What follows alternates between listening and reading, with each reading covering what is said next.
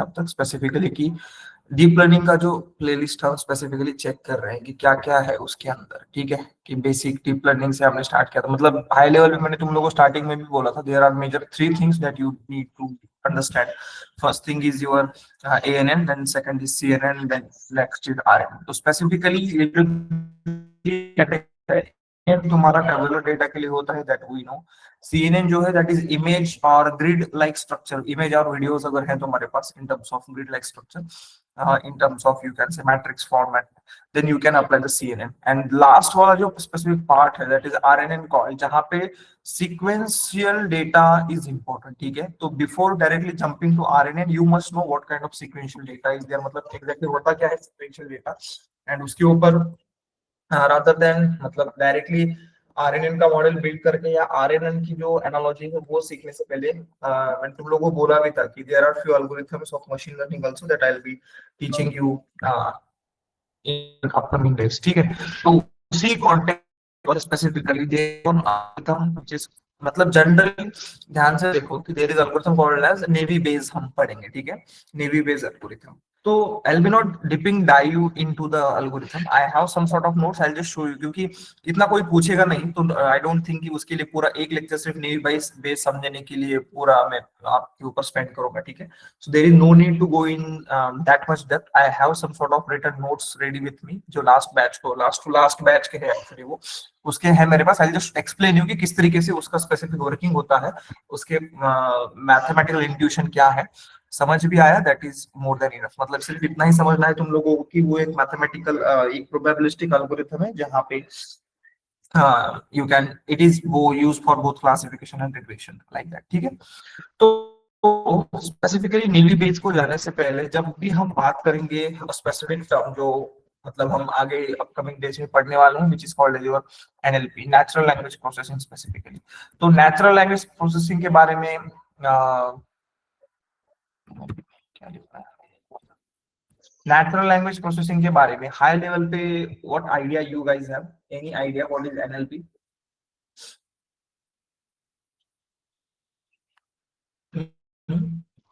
NLP के related any sort of thing that you sir guys जो Alexa और okay Google को बोलते हैं वो ओके, ठीक है। Application, that is one sort of application. आज के जमाने में अगर आप आज के जमाने में yes chatbot is also one sort of application. आज के जमाने में जो कुछ भी आप कर रहे हो ना that is the application of NLP। पकड़ के चलो, NLP का मतलब होता है नेचुरल लैंग्वेज प्रोसेसिंग स्पेसिफिकली। ये जनरली एक AI का फील्ड है जहाँ पे अगेन सेम थिंग कि हम कंप्यूटर्स को अंडरस्टैंड करते हैं process and it will generate the human like text, ठीक है। NLP क्या कर सकता है, ये दो चीजें करेगा तुम्हारे लिए, ठीक है। कि कंप्यूटर लैंग्वेज ह्यूमन लैंग्वेज को कंप्यूटर लैंग्वेज में कन्वर्ट करेगा, कंप्यूटर आउटपुट को मीनिंगफुल ह्यूमन लैंग्वेज में भी क्या करेगा, कन्वर्ट करेगा। सिंपल एग्जांपल है, आप जब मोबाइल के ऊपर टाइपिंग करते हैं तो आपको क्या मिलते हैं उसके आगे, अगर आप something you are writing a sentence तो इमीडिएटली ऊपर क्या आते हैं आप, सजेशन सजेशंस आते हैं, स्पेसिफिकली ऑटो सजेशंस मिलते हैं। That is application of NLP। Next keyword prediction, simple तरीके से कि आगे का कीवर्ड क्या होना चाहिए, जिस किसी की भी कीवर्ड की प्रोबेबिलिटी सबसे हाई होगी वो कीवर्ड वहां पे आपके वो 3 कीवर्ड्स या 4 कीवर्ड्स आपको वहां पे डिस्प्ले होंगे, सिंपल तरीके से।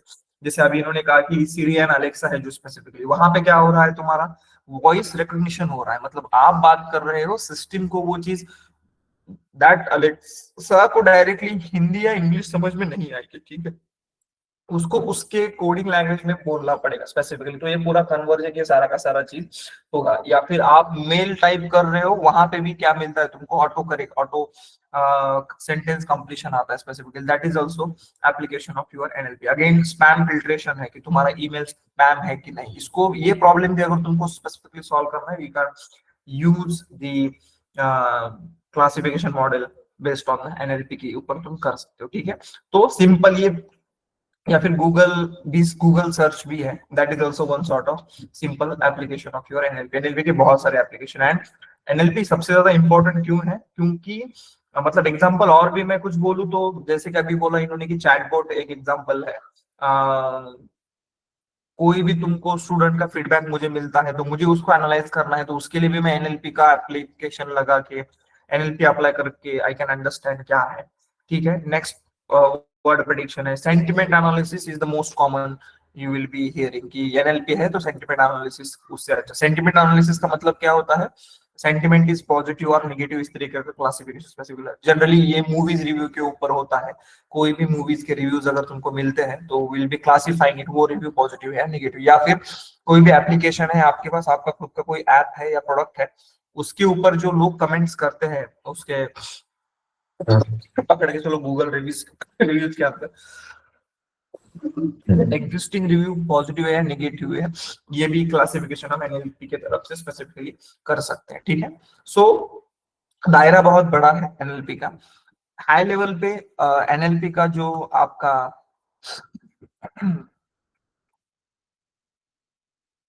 ठीक है, NLP is nothing but your natural language processing. मतलब मैं आपको एनएलपी नहीं पढ़ाने वाला आज, आई am just giving a high level idea कि होता क्या है, ठीक है। इसके अंदर जो स्पेसिफिकली वर्किंग होता है, मतलब कोई भी टेक्स्ट जब इसको मिलता है, क्योंकि इसका इनपुट किस में रहेगा, इनपुट रहेगा तुम्हारा टेक्स्ट के अंदर, इसको हमेशा क्या मिलेगा, इनपुट मिलेगा। तो जब भी किसी को टेक्स्ट मिलता है तो सबसे पहला पार्ट इसमें आता है आपका, टेक्स्ट को क्या करना पड़ेगा तुमको, क्लीन करना पड़ेगा, टेक्स्ट क्लीनिंग होता है। सेकंड स्टेप होता है जिसका नाम है टोकनाइजेशन, ये हम आगे देखेंगे, बट जस्ट प्रोसेस क्या होता है एनएलपी के अंदर। टोकनाइजेशन के बाद होता है आपका स्टॉप वर्ड रिमूवल, बहुत सिंपल प्रोसेस है, सिर्फ आई am just writing few sort of steps over here. उसके बाद एक स्टेप होता है जिसको बोलते हैं स्टेमिंग, या एंड में ही लिखेंगे इसको, स्टेमिंग और लिखते हैं, स्टेमिंग और लिमिटाइजेशन।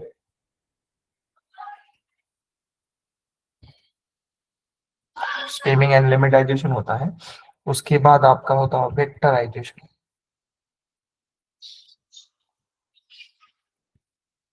वेक्टराइजेशन एंड उसके बाद होता है आपका मॉडलिंग, ठीक है। मॉडलिंग मतलब हम क्या करेंगे, आपका मॉडल बिल्ड करेंगे, ठीक है।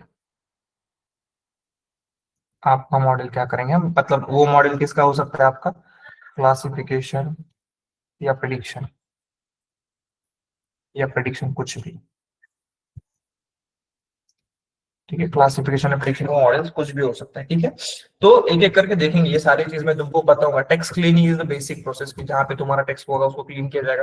टोकनाइजेशन मतलब आप अगर चैट जीपीटी भी यूज कर रहे होंगे, अगर आपने बहुत हेवी यूज किया तो आपको एरर भी मिलता है कि token limit is exceed specifically, मतलब उस दिन का कोटा आपने खत्म किया। टोकन मतलब सिंपल तरीके से होता है कि जितना भी बड़ा तुम्हारा एक सेंटेंस या कुछ भी वर्ड होता है उसके छोटे छोटे पार्ट्स, मतलब इसके मीनिंग हर जगह पे तुमको अलग मिलेगा। जनरलाइज मीनिंग अगर हम बात करेंगे कि breaking a big text into a smaller piece, क्या सिंपल जनरलाइज डेफिनेशन की अगर तुम बात करोगे क्या है टोकन का मतलब, और ये जनरेटिव एआई में सब जगह पे तुमको लगेगा, ठीक है। टोकन का मतलब क्या रहेगा, breaking big text into smaller piece.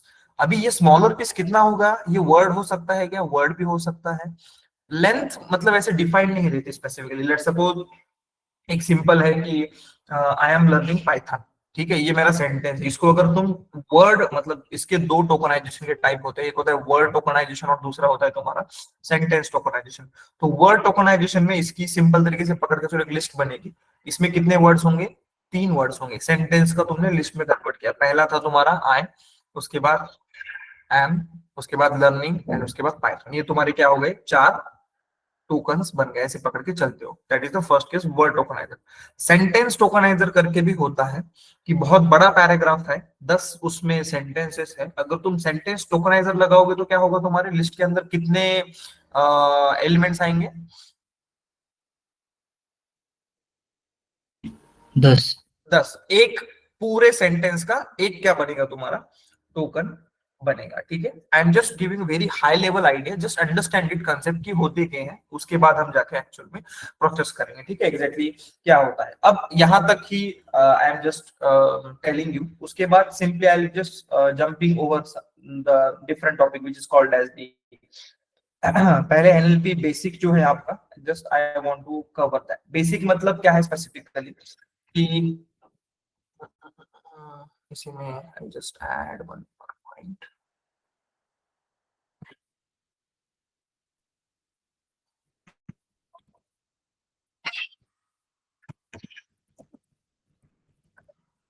ठीक है, हमने क्या देखा, हमने देखा एनएलपी। एनएलपी मतलब है तुम्हारा नेचुरल लैंग्वेज प्रोसेसिंग। ठीक है, this is NLP.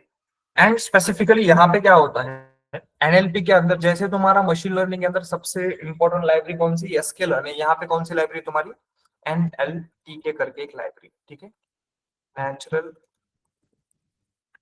Language tool kit करके होता है। ठीक है, नेचुरल लैंग्वेज टूल किट करके library, which is the most important library. सब बहुत सारी चीजें हमें इसके अंदर ही चीजें देखने को मिल जाएंगी। और एक एक इंटरेस्टिंग चीज है यहाँ पे, ये जो थर्ड वाला है टोकनाइजेशन। टोकनाइजेशन तो हमने जनरली देख लिया। Stop word remove. Stop word का मतलब क्या होता है, let's suppose there is any sentence, कोई एक सेंटेंस है, आई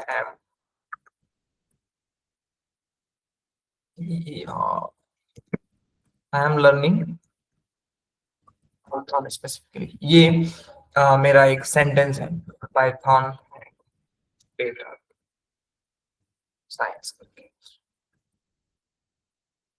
इसमें स्पेसिफिकली सारे के सारे वर्ड्स इंपॉर्टेंट है क्या, ठीक है। इसमें से सबसे इंपॉर्टेंट वर्ड कौन से तुम्हारे, learning, Python, data science, these are the most important word. ये जो वर्ड्स होते हैं जैसे कि आई हो गया तुम्हारा, एम हो गया, एंड हो गया, इनका कुछ मीनिंग नहीं बनता है जनरल मॉडल के पर्सपेक्टिव से। एंड ये वर्ड बहुत बार तुम्हारे किस में आ सकते हैं, टेक्स्ट में आ सकते हैं। तो हम क्या करते हैं जनरली, ऐसे वर्ड्स, ऐसे वर्ड्स को कहा जाता है स्पेसिफिकली स्टॉप वर्ड। सब सब कैसे मुझे पता चलेगा कि कोई जो स्टॉप वर्ड है कि नहीं, तो तुम्हारा जो स्पेसिफिकली एनएलटी के है उसके अंदर list of stop words is already available. तुमको सिर्फ क्या करना पड़ेगा, फ्रॉम एनएलटी के dot corpus import stop words. ठीक है,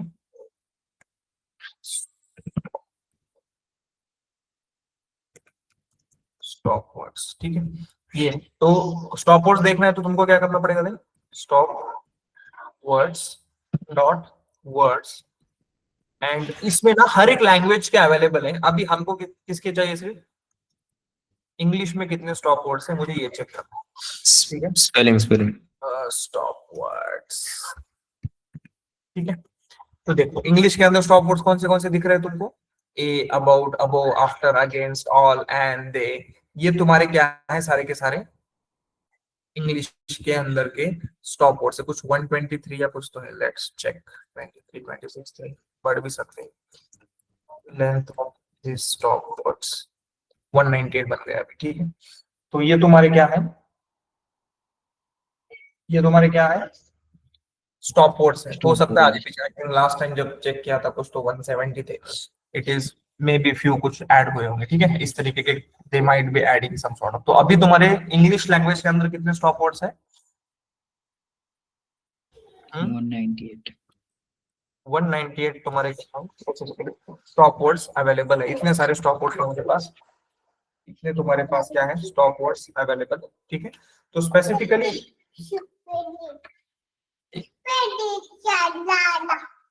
ये तुम्हारे स्पेसिफिकली स्टॉप वर्ड्स है। ठीक है, तो ये स्टॉप वर्ड्स हमें हमारे मेन सेंटेंस से क्या करना पड़ता था, कभी भी निकालना पड़ता है। निकालना पड़ता है मतलब what?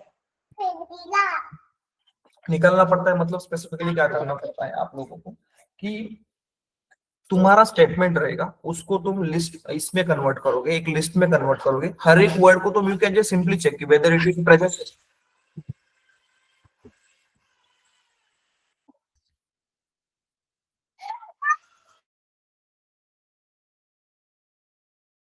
तो हम एक पर्टिकुलर लिस्ट में कन्वर्ट करते हैं, जैसे यहाँ पे लिस्ट है, and we are just simply checking कि अगर तुम्हारा वर्ड मतलब लेट्स सपोज एग्जांपल ही लेते हैं कि एक स्ट्रिंग में कंसीडर करते हैं, यही वाला ले लेते हैं। You can simply check like this um. इसको लिस्ट में कैसे कन्वर्ट करते हैं, एनी आइडिया? तो स्ट्रिंग को लिस्ट में कन्वर्ट कर सकते हैं स्प्लिट स्प्लिट फंक्शन। ठीक है, स्प्लिट करो सिर्फ, ठीक है। स्प्लिट करने के बाद if you just list one करोगे तो ये सारे के सारे तुम्हारे बन गए। अब मुझे सिर्फ चेक करना है कि इसमें से कौन से मेरे स्टॉप वर्ड्स है। सिंपली तुमको क्या करना पड़ेगा, फॉर आई इन, या फिर कर सकते हो forward in list one. If एक चीज और समझ लो, यहाँ पे कभी भी कुछ कैपिटल्स भी हो सकते हैं, यहाँ पे सारे के सारे क्या है तुम्हारे स्मॉल है।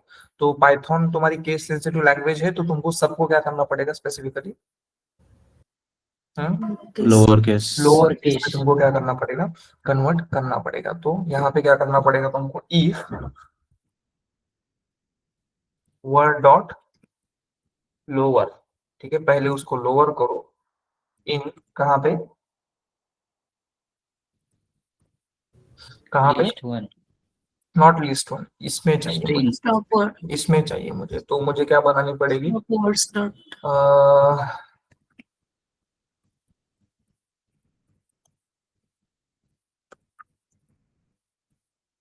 टॉप वर्ड्स लिस्ट करके लिखता हूँ मैं इसको, जस्ट राइटिंग।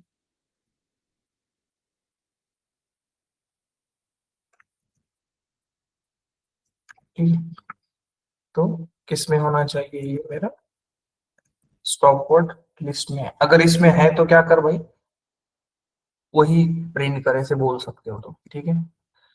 क्या किया हमने, कोलन बोला,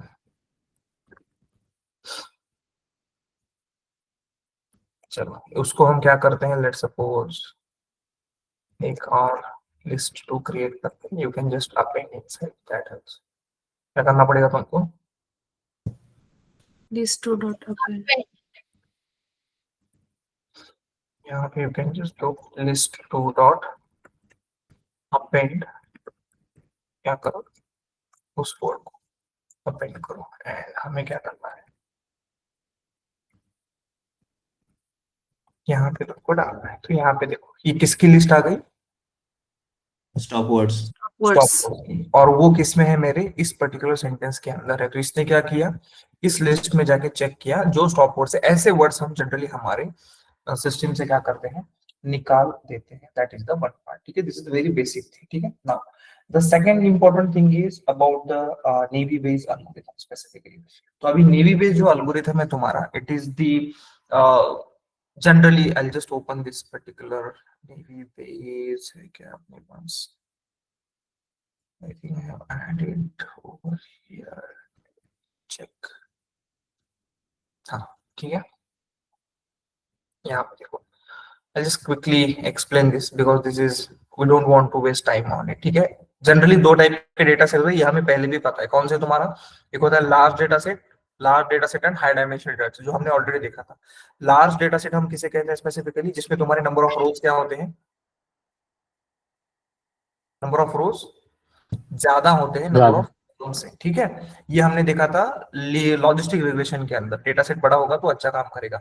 लेकिन जब हाई डायमेंशनल डेटा की हम बात करते हैं, उस केस में क्या होता है, तुम्हारे नंबर ऑफ कॉलम्स ज्यादा होते हैं तुम्हारे नंबर ऑफ रोज से। This is the simple example कि तुम्हारे 1000 रोज है एंड 5000 कॉलम है, पकड़ के चलो, मतलब 1000 रोज है और कॉलम कितने हैं,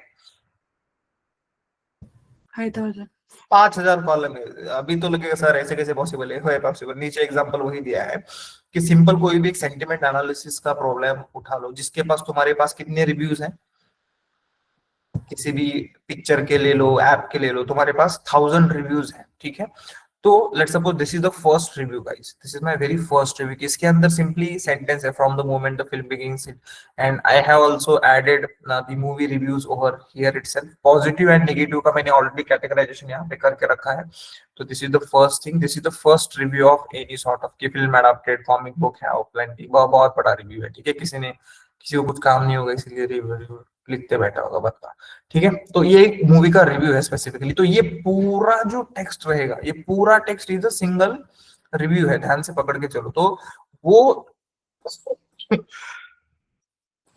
रिव्यू लेट सपोज पकड़ के चलो, उसकी लेंथ इतनी ही है अभी तक, कितनी, इतनी ही लेंथ है उस पर्टिकुलर रिव्यू की, यहाँ पे जो है, ठीक है, इतनी ही रिव्यू है। तो उसका कन्वर्जन कैसे होता है पता है क्या, ध्यान से समझो। उस रिव्यू के अंदर डिस्टिंक्ट वर्ड कितने हैं ये निकाले जाएंगे। क्या उस रिव्यू के अंदर डिस्टिंक्ट वर्ड कितने हैं उतने निकाले जाएंगे। उन सबका क्या क्रिएट होगा, एक एक कॉलम। कॉलम क्रिएट होगा। उन सबका एक एक कॉलम क्रिएट, जैसे यहाँ पे है।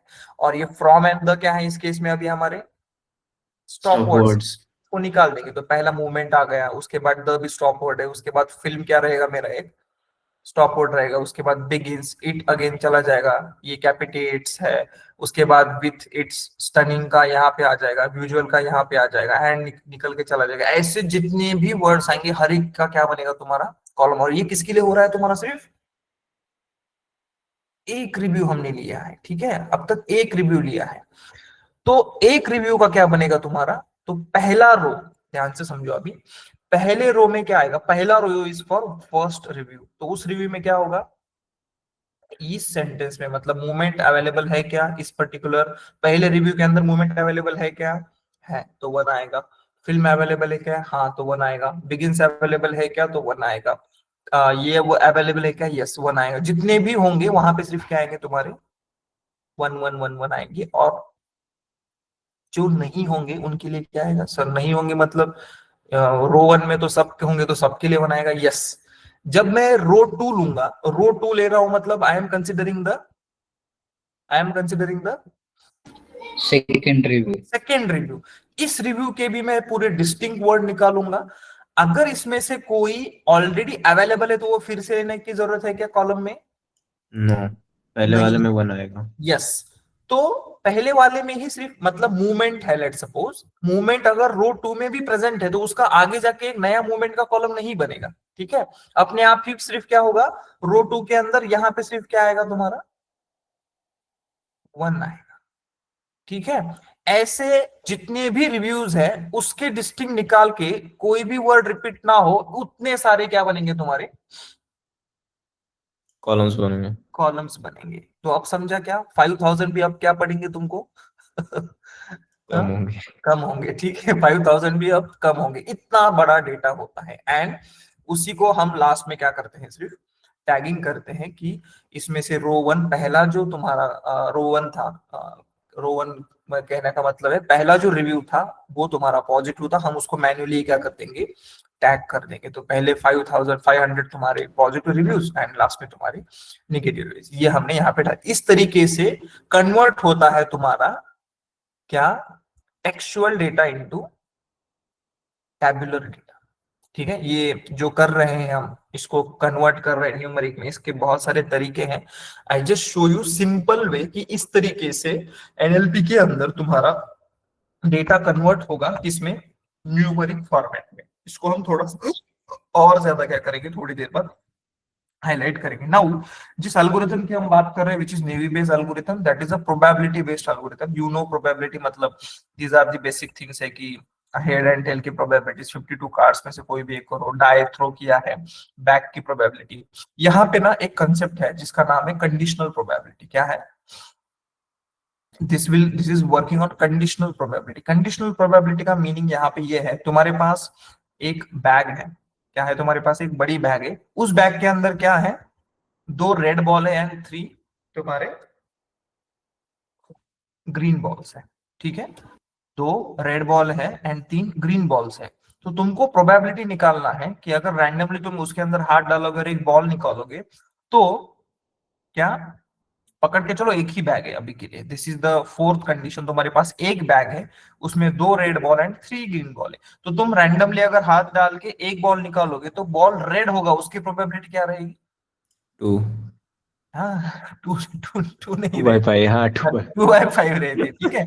दैट प्रोबेबिलिटी इज योर 2/5 रहेगी। एंड अगर प्रोबेबिलिटी ऑफ ग्रीन कितना रहेगा तुम्हारा, 3/5। दिस इज द सिंपल, ये सिंपल है, ये प्रोबेबिलिटी सिंपल तरीके से निकल जाएगी। लेकिन कंडीशनल प्रोबेबिलिटी स्पेसिफिकली क्या होती है कि अब तुम्हारे पास 2 बैग्स हैं, क्या तुम्हारे पास 2 बैग्स हैं, पहले बैग में 4 रेड एंड 3 ग्रीन बॉल्स है, दूसरे बैग में 3 रेड एंड 2 ग्रीन बॉल्स है, ठीक है। अब अगर तुमको कोई पूछता है कि व्हाट इज द प्रोबेब, अगर इन दोनों में से कॉम्बिनेशन करके मैं प्रोबेबिलिटी ऑफ रेड बॉल निकालना, it is not as simple as this particular segment. इतना सिंपल नहीं रहेगा। क्यों नहीं रहेगा इतना सिंपल? डायरेक्टली रेड की प्रोबेबिलिटी पहले नहीं निकलेगी। सबसे पहले क्या होगा, तुम्हारे पास सामने अगर 2 बैग है तो सबसे पहली प्रोबेबिलिटी क्या आएगी? किसकी प्रोबेबिलिटी सबसे पहले आएगी? 4 ना ना 4/7 बैग की probability। प्रोबेबिलिटी मत बोलो। तुम्हारे सामने 2 बैग्स रखे हैं, ठीक है? उन 2 बैग्स में अलग अलग बॉल्स हैं, तो तुमको अगर रेड बॉल की प्रोबेबिलिटी निकालना है तो सबसे पहले क्या आएगा? व्हाट तुम्हारे दिमाग में सबसे पहले क्या आ रहा है कि क्या तुम what actions you will be taking? सबसे पहले पहले कौन सा बैग कितनी रेड उठाएंगे? बॉल और है? पहले कौन से बैग में हाथ डालना है, that is the first case. ये चीज समझ लो। तुमको अगर रेड बॉल भी उठाना है तो तुमको पहले ये चूज करना पड़ेगा कि कौन से बैग में हाथ डालना है। तो सबसे पहले कौन सी प्रोबेबिलिटी आएगी? Which bag will should get selected. This is the first event that must occurred before probability of red ball है कि नहीं। तो यहाँ पे सिर्फ वही किया है कि सबसे पहली प्रोबेबिलिटी कितनी आएगी, प्रोबेबिलिटी ऑफ बैग 1 कितनी। अगर 2 ही बैग है तो ऑब्वियस है ना, जैसे कॉइन टॉस करते हैं तो हेड एंड टेल की प्रोबेबिलिटी कितनी रहती है? 0.5. 1/2 0.5। उसी तरीके से 2 में से एक बैग सेलेक्ट होने की प्रोबेबिलिटी 0.5 एंड दूसरी बैग सेलेक्ट होने की प्रोबेबिलिटी 0.5। अब करके चलो, तुम्हारी बैग 1 सेलेक्ट हो गई, तो ये जो लिखा है यहाँ पे प्रोबेबिलिटी ऑफ R/B1, इसका मतलब होता है, इसको इस तरीके से रीड करते हैं, probability of R given B1। क्या? Probability of R given B1, इसका मतलब होता है probability of R when B event is already awkward. ठीक है, B event is already awkward, ये इसका मतलब है। तो जब ये प्रोबेबिलिटी निकलेगी तो अब तो सिंपल हो गया ना। फिर अब क्या सिंपल हो गया? इसमें अगर तुमको रेड बॉल की प्रोबेबिलिटी निकालना है तो वो क्या आएगी तुम्हारी? 4 divided by total number of balls, 4/7। ठीक है, सेम तरीके से यहाँ पे इसकी प्रोबेबिलिटी 1/2 थी। यहाँ पे अगर तुमको रेड बॉल की प्रोबेबिलिटी चाहिए तो क्या आएगा? रेड बॉल की probability given probability of back 2 is getting selected. तो इसकी प्रोबेबिलिटी कितनी आएगी? टोटल रेड बॉल्स तुम्हारे 3 है, इसकी आएगी तुम्हारी 3/5। तो ये तो कैलकुलेशन हो गए। उसके बाद स्पेसिफिकली कंडीशनल प्रोबेबिलिटी का दिस इज द फॉर्मूला, यहाँ पे नीचे देख सकते हो, this is the formula for conditional probability. Probability of bag 1 into probability of R given bag 1 plus probability of bag 2 into probability of R given bag 2। सिर्फ इसका multiplication करो, जो भी रिजल्ट आएगा that is called as my conditional probability. ठीक है, and इसी conditional probability के ऊपर डिपेंड है तुम्हारा विच थ्योरम? Bayes theorem. मतलब नेवी बेस एल्गोरिथम नाम ही इसी वजह से दिया है क्योंकि वो किसका इवोल्यूशन है? तुम्हारे बेस थ्योरम का स्पेसिफिकली इवोल्यूशन है। बेस थ्योरम क्या कहता है तुम्हारा? This is the simple formula for Bayes theorem. Probability of A given B, ठीक है, प्रोबेबिलिटी ऑफ A गिवन मतलब वर्टिकल स्लैश है, A given B is equal to probability of A into probability of B given A divided by probability of A। Simple है। ये part थोड़ा side में रखो, सिर्फ ये देखो, A डिवाइडेड बाय B की तरह दिख रहा है? दिख रहा है ना? ध्यान में रखने का तरीका बता रहा हूँ, this is not technical, Yes, sir. जुगाड़ है। ठीक है, तो इसको सिर्फ क्या करो, probability of A divided by probability of B। ये क्लियर है? ठीक है, प्रोबेबिलिटी ऑफ A मतलब यहाँ पे कोई भी टर्म रहे, x गिवन y अगर रहा तो यहाँ पे क्या आएगा तुम्हारा? सबसे पहला probability of x divided by probability of y Why? Into इसका सिर्फ उल्टा कर दो। क्या? यहाँ पे A गिवन भी है तो यहाँ पे क्या कर दो? B given A।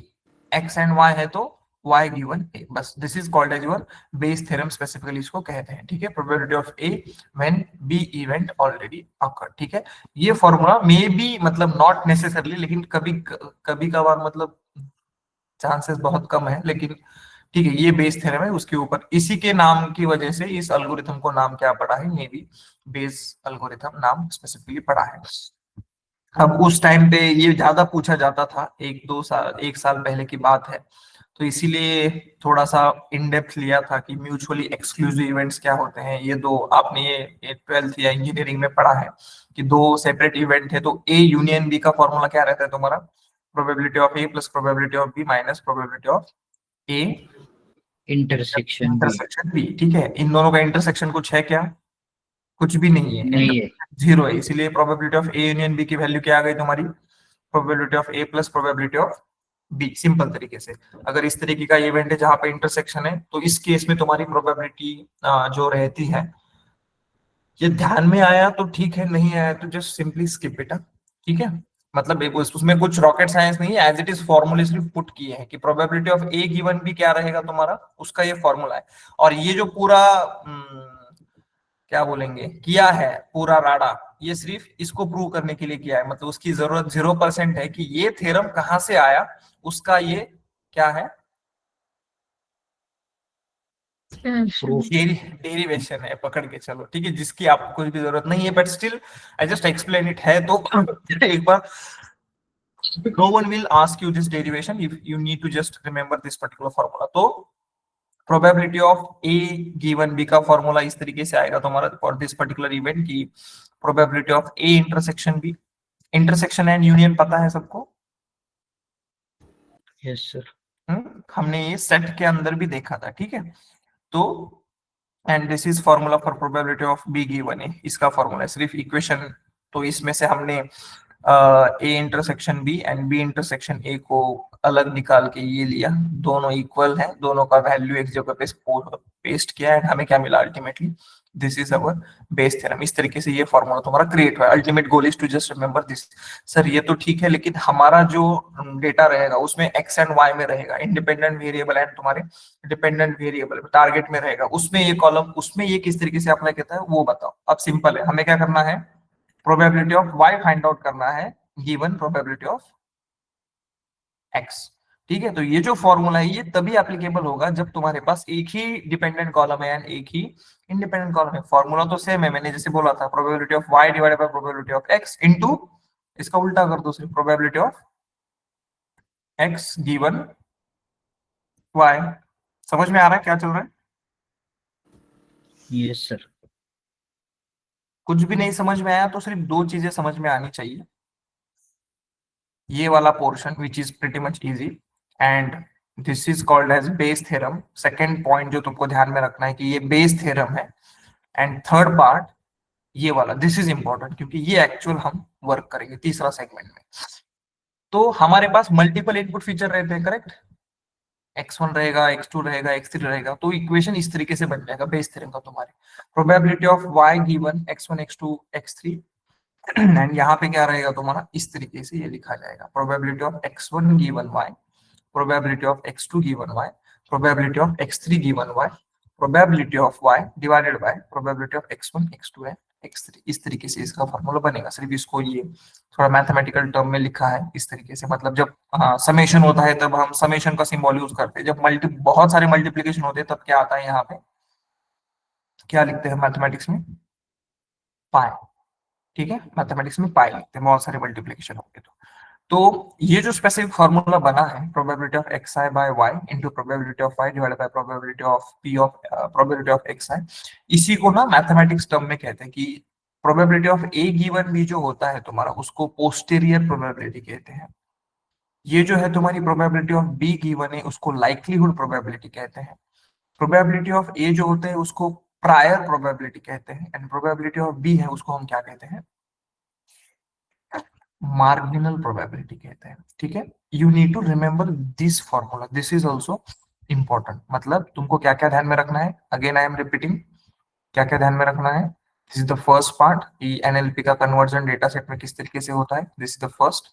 Second, Bayes theorem का फॉर्मूला क्या है जो हमने देखा, probability of A given B, probability of A divided by probability of B into probability of B given A, इसका उल्टा।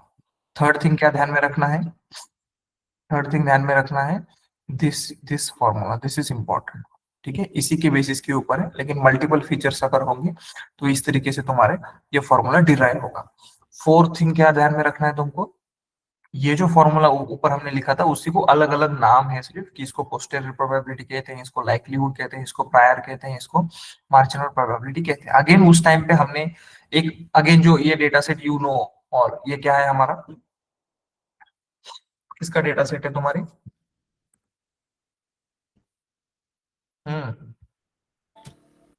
वेदर, वेदर डेटा सेट था ना, किसमें लिया था हमने ये, डिसीजन ट्री के अंदर, ओवरकास्ट, सनी, रेनी, ठीक है। सेम यहाँ पे हम नेवी बेस अप्लाई कर रहे हैं कि प्रोबेबिलिटी ऑफ प्ले पॉसिबल होगा कि नहीं, अगर मुझे निकालना है probability of play is equal to yes और नॉट, गिवन क्या गिवन है, क्या गिवन है कि आउटलुक की वैल्यू ओवरकास्ट है, टेम्परेचर हॉट है, ह्यूमिडिटी हाई है एंड विंडी तुम्हारा फॉल्स है, ये कंडीशन गिवन है। तो what is probability of play, simple है, ठीक है। उसके लिए अगेन सेम कैलकुलेशन होंगे तुम्हारे जैसे हमने पहले किए थे कि ओवरकास्ट का 4 yes 4 noes, 2 yes 2 noes, high humidity का निकाला, विंडी का निकाला, ट्रू फॉल्स कितने हैं टारगेट कॉलम में, 2 yes 2 नोज, माइल्ड, ये सारी की सारी चीजें।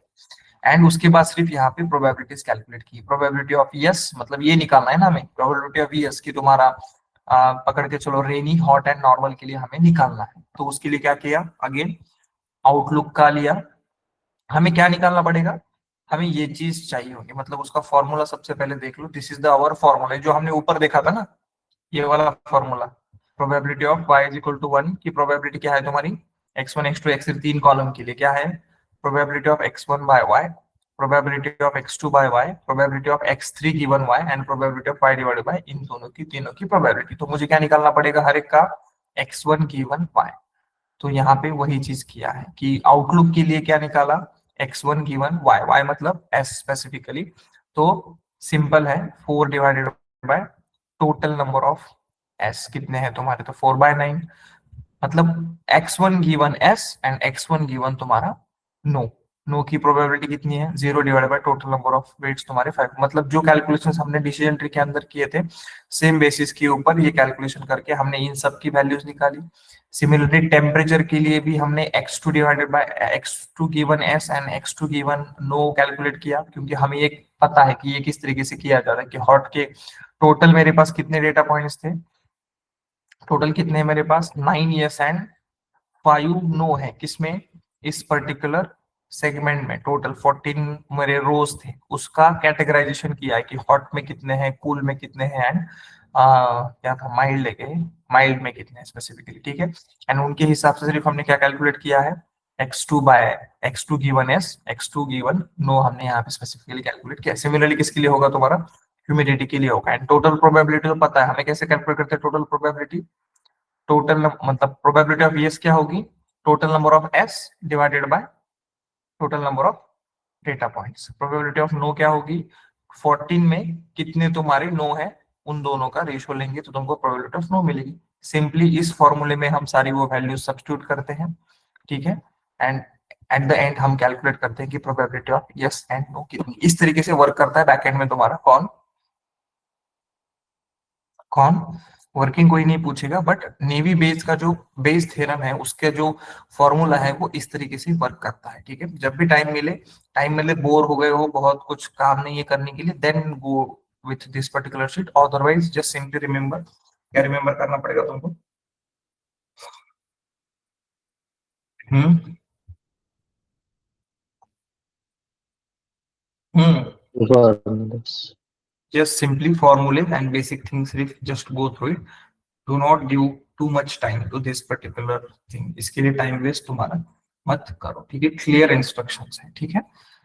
बेसिक थिंग समझ में आ गई, सिर्फ ये फॉर्मूला 2-3 बार लिख लो, बेस थ्योरम का ये फॉर्मूला तुमको पता होना चाहिए, this and this both are same, सिर्फ यहाँ पे ए भी लिया है, यहाँ पे तुम्हारे क्या लिए हैं एक्स एंड वाइज लिए हैं, सिर्फ इतना ही यहाँ पे क्या है तुम्हारा डिफरेंस है, ठीक है। नाउ नेक्स्ट इंपॉर्टेंट थिंग, अगर हम क्या करते हैं अभी, हम जो तुम्हारे मूवी रिव्यूज हैं स्पेसिफिकली, जो यहाँ पे मेरे पास सारे के सारे रिव्यूज हैं, ये सारे के सारे रिव्यूज हम क्या करते हैं बेस्ड ऑन द, इसमें क्या होगा अभी जो भी तुम्हारा डेटा आएगा वो डेटा क्या रहेगा बहुत बड़ा, वो डेटा क्या रहेगा तुम्हारा बहुत हेवी डेटा रहेगा ना स्पेसिफिकली, कि जिसके अंदर क्या रहेगा तुम्हारा बहुत सारे कॉलम्स रहेंगे एंड रोज की वैल्यू तुम्हारी क्या है बहुत ही कम है, मतलब ये डेटा क्या होगा आपका हाई डायमेंशनल डेटा, स्पेसिफिकली ये तुम्हारा हो गया। तो हाई डायमेंशनल डेटा के लिए हम स्पेसिफिकली क्या करते हैं, will be using this navy Bayes algorithm. तो नेवी बेस अगर एल्गोरिथम चाहिए तो इसको तो टेबुलर डेटा चाहिए होगा, लेकिन यहाँ पे जो डेटा अवेलेबल है वो किसमें है तुम्हारा स्पेसिफिकली, पूरा का पूरा क्या है तुम्हारे टेक्स्ट से भरा पड़ा है। तुम्हारे 1000 क्या है, 1000 क्या है, पॉजिटिव रिव्यूज है, एंड 1000 तुम्हारे क्या है, निगेटिव रिव्यूज है। नेगेटिव। इतने सारे रिव्यूज है, तो ऐसा डेटा पहले तुमको किसमें कन्वर्ट करना पड़ेगा, किसमें, न्यूमरिक। टेक्स्ट का डेटा न्यूमेरिक में कन्वर्ट करना पड़ेगा। ठीक है, तो टेक्स्ट का डेटा अगर न्यूमेरिक में कन्वर्ट करना है तो तुमको क्या करना पड़ेगा, एनएलपी के अंदर देयर आर फ्यू टेक्निक्स जिसकी हेल्प लेके हम ये चीजें कर सकते हैं। कैसे करोगे, टेक्स्ट टू न्यूमेरिक। ठीक है, सिंपल दो तरीके आज मैं तुमको बताऊंगा, बाकी के बच्चों में हम बाद में देखेंगे। पहला है तुम्हारा बाउ बोलते हैं, बाउ का मतलब है बैग ऑफ वर्ड्स। ठीक है, एंड सेकंड होता है तुम्हारा TF-IDF। ठीक है, एक है सी बाउ या बाउ बोलते हैं स्पेसिफिकली, एंड सेकंड है बैग ऑफ वर्ड्स पकड़ के चुना है, सेकंड इज योर TF-IDF। एक एक करके देखते हैं कि किस तरीके से इस डेटा को हम क्या करेंगे, या फिर पहले एक छोटा सेंटेंस में लेता हूँ उसको तुमको करके दिखाता हूँ, बाद में हम मेन डेटा सेट के ऊपर क्या होंगे, शिफ्ट करेंगे। ठीक है, तो सबसे पहले हम लेते हैं बैग ऑफ वर्ड्स। ठीक है, तो बैग ऑफ वर्ड स्पेसिफिकली इसका यूज क्या है, it is use to convert text to numeric में कन्वर्ट करने के लिए स्पेसिफिकली यूज होगा। ठीक है, कैसे करेंगे, let's suppose will be taking 3 text, text 1, text 2, text 3, छोटे छोटे 3 टेक्स्ट ले रहा हूं मैं सिर्फ। ठीक है,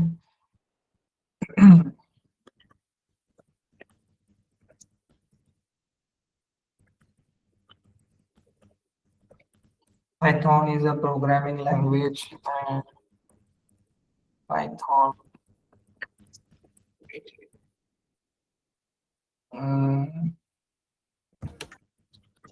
preferable for, ये एक मेरा पहला सेंटेंस है। ठीक है, दिस मैं फर्स्ट टेक्स्ट। सेकंड टेक्स्ट लेता हूं मैं, Python is used for machine learning। ठीक है, this is second text, and third is Python for deep learning. ठीक है, मेरे पास ये 3 ही टेक्स्ट है, पकड़ के चलो इसको, इसको मुझे किसमें कन्वर्ट करना है, इसकी मुझे डेटा फ्रेम बनानी है सिंपल तरीके से। ठीक है, तो बैग ऑफ वर्ड्स क्या करता है, ध्यान से समझो। बैग ऑफ वर्ड्स क्या करेगा, जो हमने यहाँ पे तरीका देखा है ना, दैट इज नथिंग बट, ये कौन सा तरीका था तुम्हारा, ये वाला जो तरीका है, इसको हम क्या कहते हैं, सिंपल बैग ऑफ वर्ड्स कहते हैं। क्या करता है ये तरीका, क्या किया था इसने, सब में से इसने क्या किया, जितने भी तुम्हारे टेक्स्ट हैं या फिर पहला टेक्स्ट, इसमें डिस्टिंग कितने हैं देखो, बोलो डिस्टिंग क्या क्या है इसके अंदर।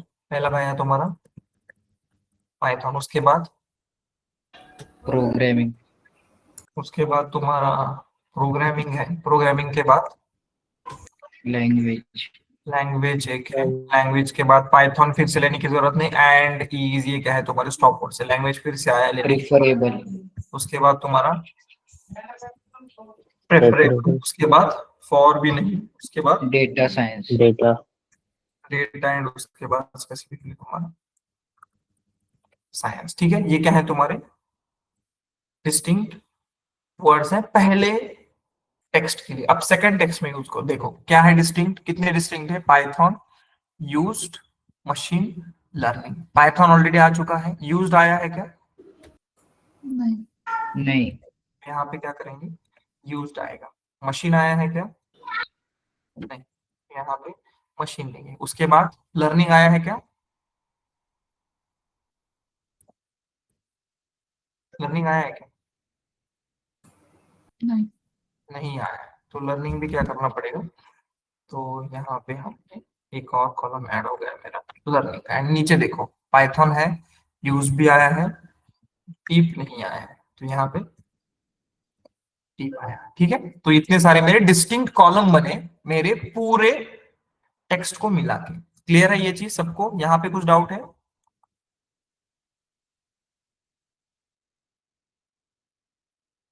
Any doubt?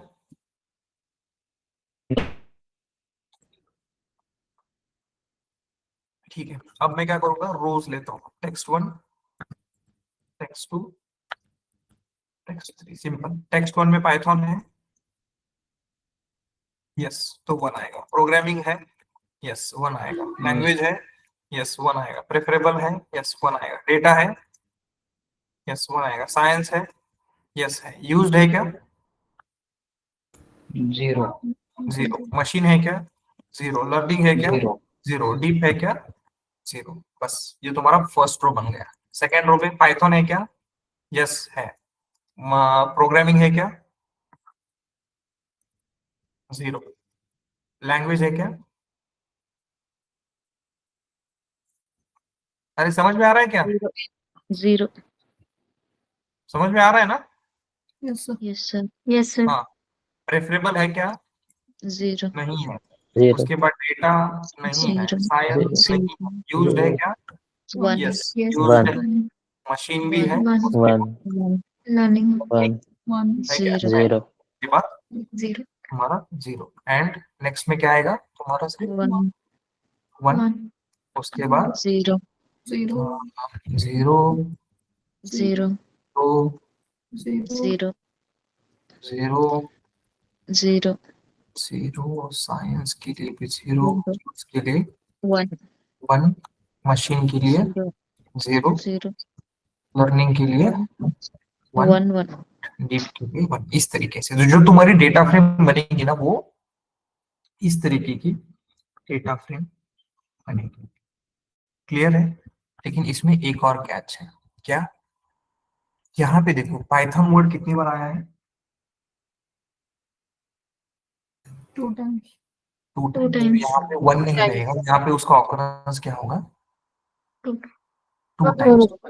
2 टाइम्स होगा। प्रोग्रामिंग लैंग्वेज भी कितनी बार आया है? 2 times. 2 टाइम्स। सिर्फ वो पर्टिकुलर वर्ड उस पर्टिकुलर टेक्स्ट में कितनी बार आया है, उसका काउंट कौन लेता है तुम्हारा?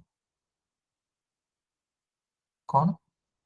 Bag of words. उतनी बार उसका तुम्हारा काउंट लेगा। ठीक है? प्रोग्रामिंग 1 बार, लैंग्वेज 2 बार है ना सर? सॉरी? प्रोग्रामिंग 1 हाँ, time, language 2 time. Sorry. Programming 1 time and language 2 time. ठीक है? इस तरीके से जो जितनी बार वो वर्ड उस पर्टिकुलर टेक्स्ट में आएगा, उतनी बार उसका सिर्फ क्या लिखा जाएगा वहां पे? क्या लिखा जाएगा? काउंट लिखा जाएगा। इस तरीके से तुम्हारी क्या बनेगी? डेटा तुम्हारा क्रिएट होगा based on the given input. This is the one word, this is the one way. It has many drawbacks. देखेंगे हम क्या ड्रॉबैक्स है। अभी के लिए I am not focusing on the drawbacks. हाँ, एक डाउट था, फॉर सपोज अगर कोई स्पेशल कैरेक्टर्स या फिर नंबर्स होते हैं तो वो फिर इसमें नहीं नहीं, होते हैं? कुछ नहीं, वो नहीं लेंगे हम specifically. Will be avoiding that. Okay sir. Yes, because that doesn't make any sense for our model. कोई भी नंबर या फिर कोई स्पेशल कैरेक्टर होंगे, उसका कुछ इंटरप्रिटेशन होगा ही नहीं, इसीलिए हम उसको भी क्या करेंगे? निग्लेक्ट ही करेंगे। ठीक है ना? अब ये सेम चीज लेते हैं एंड उसके ऊपर क्या अप्लाई करके देखते हैं। TF IDF. तो टीएफ आईडीएफ का मतलब होता है तुम्हारे, TF ID is nothing but term frequency and inverse document frequency. ठीक है? मतलब दो दो चीजें हैं। एक टीएफ है जिसका नाम है टर्म फ्रीक्वेंसी, जैसे यहाँ पे तुम्हारे हर एक टर्म की फ्रीक्वेंसी आई है। एंड इनवर्स डॉक्यूमेंट फ्रीक्वेंसी क्या है? तो हमें दो ऑपरेशन यहाँ पे करने पड़ेंगे। टर्म का मतलब होता है तुम्हारा, टर्म फ्रीक्वेंसी मतलब वर्ड। ठीक है? वर्ड की फ्रीक्वेंसी। ठीक है? नाउ कैसे करना पड़ता है, ध्यान से देखो। हमें क्या करना है, हमें सबसे पहले टीएफ की वैल्यू निकालनी है। क्या करनी है? टीएफ की वैल्यू निकालेंगे। उसके बाद हम आईडीएफ की वैल्यू निकालेंगे एंड उसके बाद हम क्या करेंगे? TF multiplied by IDF. ये ऑपरेशन हमें करना है। इससे हमें मिलेगा तुम्हारा इसको इस जो मल्टीप्लिकेशन है उसको टीएफ आईडीएफ क्या बोलते हैं, वेक्टर कहा जाता है स्पेशल तरीके से, ठीक है। नाउ अब कैसे निकालेंगे टीएफ, कैसे निकालेंगे टीएफ मतलब क्या है, टर्म इज इक्वल टू, उसका फॉर्मूला है तुम्हारा count of word in the document, ठीक है। डॉक्यूमेंट का मतलब this is my first document, this is my second document, this is my third document, ठीक है। Count of word in my document divided by number of document या number of words in the, क्या है term frequency कैसे निकालते हैं कि count of word in the document, कि वो वर्ड उस डॉक्यूमेंट में कितनी बार आया है डिवाइडेड बाय उस डॉक्यूमेंट में टोटल नंबर ऑफ वर्ड्स कितने हैं? वर्ड्स कितने हैं, सिंपल तरीके से वर्ड्स कितने हैं। तो मेरे पास ये स्टेटमेंट है, सिंपली हम क्या करेंगे, दिस इज माय स्टेटमेंट। अब हमें क्या निकालना है इसका, ये तो सेम रहेगा तुम्हारा क्या,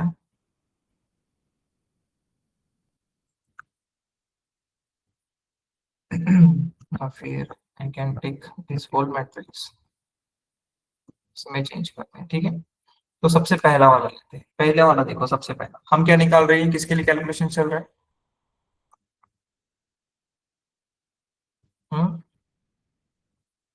किसके लिए कैलकुलेशन चल रही है, TF IDF हाँ नहीं, उसमें से भी सबसे पहले किसके लिए चल रहा है तुम्हारे,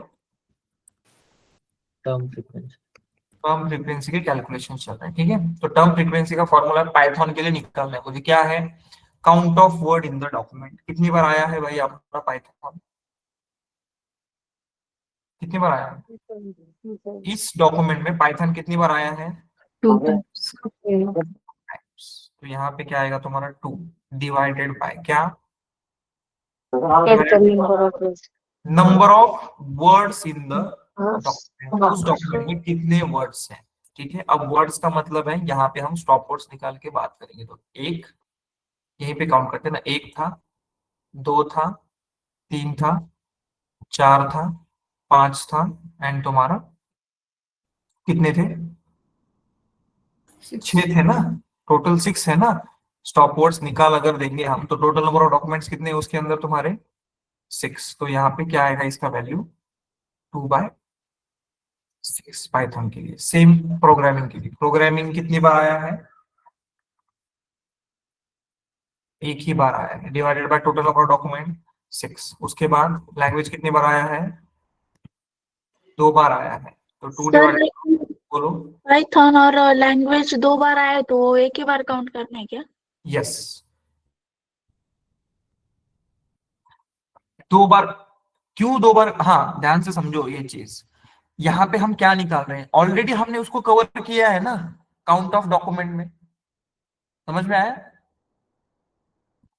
काउंट ऑफ डॉक्यूमेंट में उसने हमें हमें ऑलरेडी कवर किया है कि वो कितने बार आया है तुम्हारा, 2 बार। तुम इसको ऐसे बोल सकते हो कि divided by number of distinct words in the document, ठीक है। Yes sir. ठीक है, इसीलिए हमने यहाँ पे 6 लिया है, ठीक है। तो प्रेफरेबल कितनी बार आया है, अगेन इट इज 1/6। यहाँ इन सब का क्या आएगा तुम्हारा 1/6, साइंस भी क्या होगा तुम्हारा 1/6, एंड बाकी तुम्हारा ये तो पूरे के पूरे क्या रहेंगे तुम्हारे एज इट इज 0 0 0 ही रहेंगे। उसके बाद यहाँ पे देखो, यहाँ पे टेक्स्ट 2 में पहला वर्ड कौन सा है तुम्हारा, पाइथन। पाइथन टेक्स्ट 2 में कितनी बार आया है, एक ही बार आया है, करेक्ट। तो इसको क्या आएगा तुम्हारा 1 डिवाइडेड बाय टोटल, इसमें कितने वर्ड्स हैं, एक, दो, 4 3 एंड 4, तो यहाँ पे कितना आएगा तुम्हारा डिवाइडेड बाय 4 तुमको देखने को मिलेगा। प्रोग्रामिंग तो है ही नहीं, उसके बाद ये नहीं, ये नहीं, ये नहीं यूज्ड है ना, यूज कितनी बार होगा, एक ही बार है, 1/4। यहाँ पे भी 1/4, ये भी 1/4। क्लियर। और ये तो 0 है, डीप आया ही नहीं इसलिए 0। यहाँ पे भी सेम चीज होगी, पाइथन एक बार आया है तो इसका क्या रहेगा तुम्हारा 1/4। उसके बाद 0 0 0 0, यहाँ पे क्या आएगा 1/4, यहाँ पे 0, यहाँ पे अगेन तुम्हारा 1/4, ये भी तुम्हारा 1/4। तो ये क्या निकाली हमने, हर एक कॉलम के हर एक वर्ड की टर्म फ्रीक्वेंसी हमने यहाँ टर्म फ्रीक्वेंसी हमने निकाली। ठीक है, फर्स्ट पार्ट हो गए। सेकंड क्या निकालना पड़ेगा, आईडीएफ निकालना है। ठीक है, इनवर्स डॉक्यूमेंट फ्रीक्वेंसी। आईडीएफ का फॉर्मूला होता है log of number of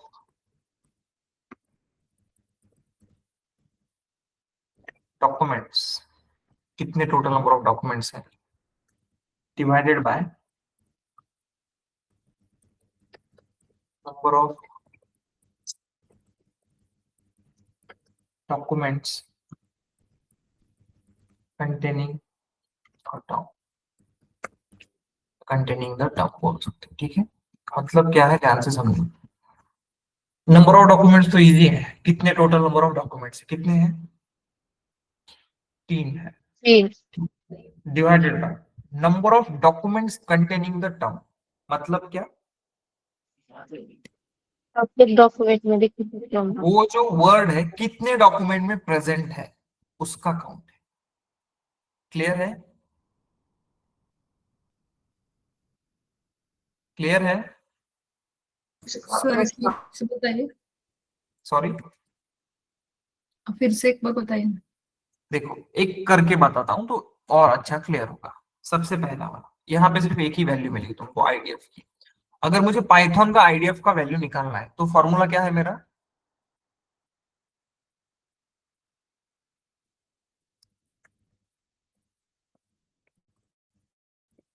formula क्या है मेरा, बोलो, लॉग ऑफ क्या निकालना है मुझे, number of documents. Total number of documents कितने हैं, कितने हैं मेरे पास, 1 3 है sir, 3।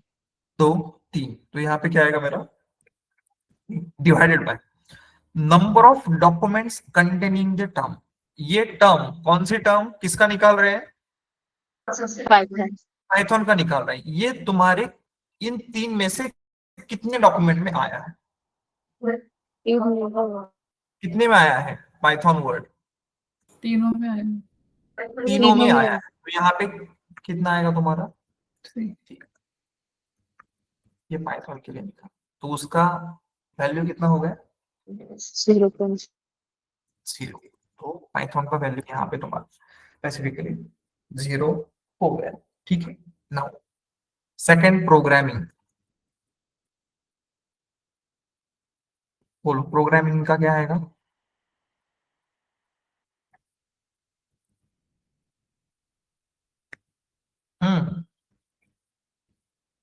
Total number of documents तो फिक्स रहेंगे 3, डिवाइडेड बाय क्या है, number of documents containing programming. कितने डॉक्यूमेंट में प्रोग्रामिंग आया है, 1। सिर्फ एक ही डॉक्यूमेंट में है, तो यहाँ पे क्या आएगा तुम्हारा सिर्फ 3 प्रोग्रामिंग के लिए कितना आएगा तुम्हारा 1.0। 1.09। लैंग्वेज, लैंग्वेज भी सिर्फ किस में आया है, सिर्फ एक ही बार। एक ही बार आया है ना, तो उसकी भी उसका भी आईडीएफ की वैल्यू, जो भी एक बार आया है उसका क्या मिलेगा वैल्यू तुम लोगों को 1.09। प्रेफरेबल, 1.0। एक ही बार आया है। डेटा कितनी बार आया है, एक ही एक ही बार आया है। साइंस एक ही बार आया है। यूज्ड 2 बार। यूज्ड आया है 2 बार, तो इसका अभी निकालना पड़ेगा। तो सिर्फ क्या आएगा तुम्हारा, कितनी बार है ये? 2 बार आया। कितना वैल्यू इसका? 0.4, ये 0.4। उसके बाद मशीन कितनी बार आया है? 1 बार ही आया है, 1.09। लर्निंग कितनी बार आया है? 2 बार आया है, 0.4। एंड डीप कितनी बार आया है? एक ही बार आया है, तो 1.09। ये उसका क्या हो गया? वैल्यूज हो गए। तो हमने सबका क्या कैलकुलेट किया? हमने सबका आईडीएफ कैलकुलेट किया। बस एंड में सिर्फ क्या करना है हमें? टीएफ इंटू आईडीएफ तुमको मल्टीप्लिकेशन में करना है। टीएफ इंटू आईडीएफ मतलब फाइनल जो मेरा डेटा फ्रेम बनेगा उसमें यहाँ पे क्या रहेगा? TF into IDF. टीएफ में क्या वैल्यू है इसकी? पाइथन की 2/6। आईडीएफ में क्या वैल्यू है? 0 0। तो मल्टीप्लिकेशन कितना आएगा?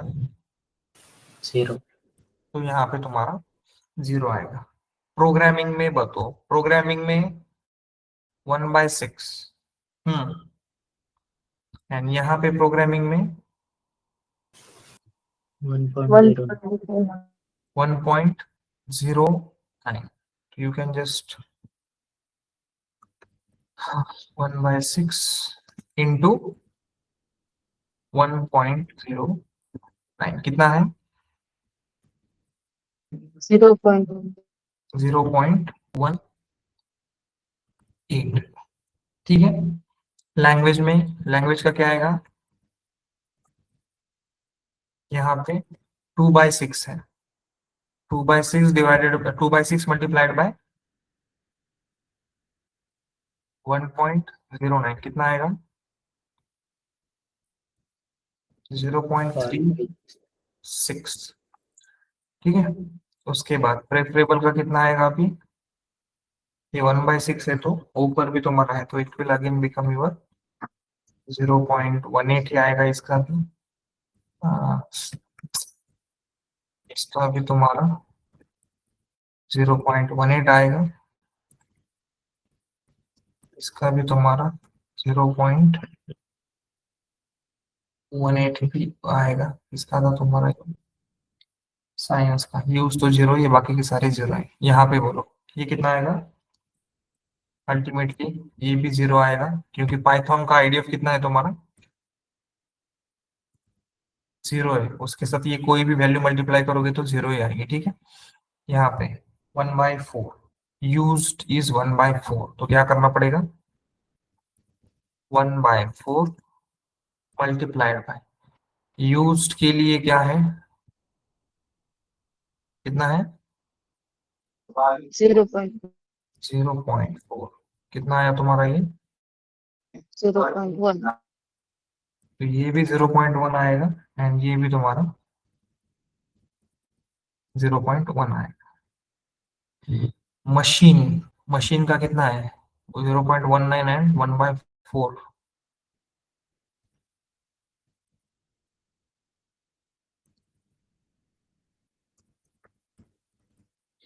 0.0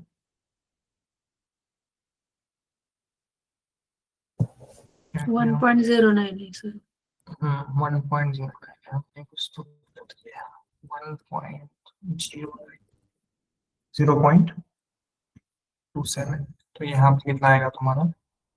0.27। ठीक है।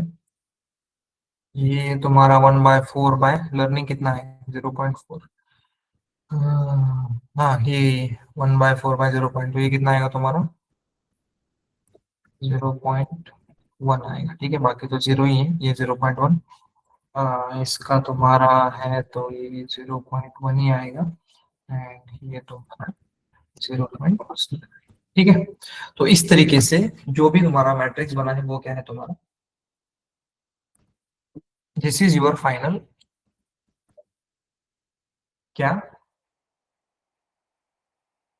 Data frame. इस तरीके से टीएफ आईडीएफ का यूज करके एक्चुअल कैलकुलेशंस होते हैं एंड तुम्हारा फाइनल डेटा फ्रेम बनता है। अभी के लिए मैंने सिर्फ तुमको डेटा फ्रेम बना के दिखाए हैं। ठीक है। इसके प्रोज कॉन्स मैं तुमको नेक्स्ट लेक्चर में बताऊंगा, ठीक है। अब हम प्रोसीड करते हैं। ये तुमको क्यों बताना पड़ा मुझे, क्योंकि मुझे क्या करना है, अगर मुझे नेवी बेस का क्या बनाना है,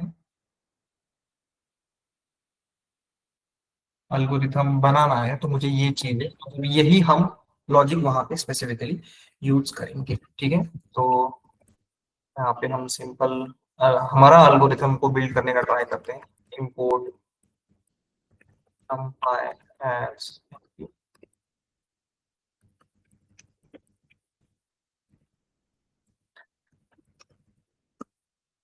pandas as pd और from scalar dot naiv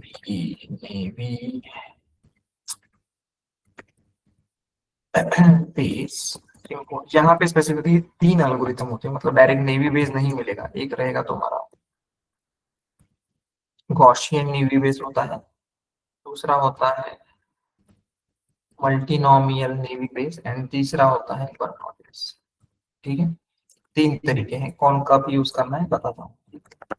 from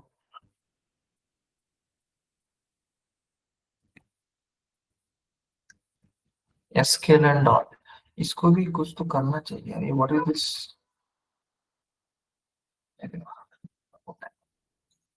इसमें कुछ फीचर, इसमें एआई ऐड करना चाहिए। sklearn डॉट क्या करना पड़ेगा, feature selection. Specifically feature selection नहीं करेंगे, हमें डेटा को जब तुमको कन्वर्ट करना है किसमें, न्यूमरिक में, डेटा को जो न्यूमरिक में कन्वर्ट करना है, तो जो तुम्हारा BOW है, बैग ऑफ वर्ड, उसको यहाँ पे काउंट वेक्टराइजर कहा जाता है। एंड जो दूसरा है दैट इज TF-ID वेक्टराइजर। ये जो दोनों है वो तुमको मिलेंगे फीचर एक्सट्रैक्शन में, ठीक है, डॉट टेक्स्ट के अंदर, ठीक है। यहाँ से तुमको इनपुट करना पड़ेगा TF-ID ऑफ वेक्टराइजर कॉमा काउंट वेक्टराइजर। अब पता चला कि इसको सिर्फ काउंट वेक्टराइजर क्यों बोलते होंगे BO बैग ऑफ वर्ड्स को, क्योंकि सिंपली ये क्या करता है तुम्हारा, सिंपली क्या करता है यहाँ पे ये काउंट पुट करता है, बाकी कुछ दिमाग नहीं लगाता कि उस टेक्स्ट के अंदर वो वर्ड कितनी बार आया है उसका काउंट, इसलिए इसको काउंट वेक्टराइजर कहेंगे, ठीक है। एंड उसके बाद मॉडल बिल्ड करने के लिए हमें from sklearn dot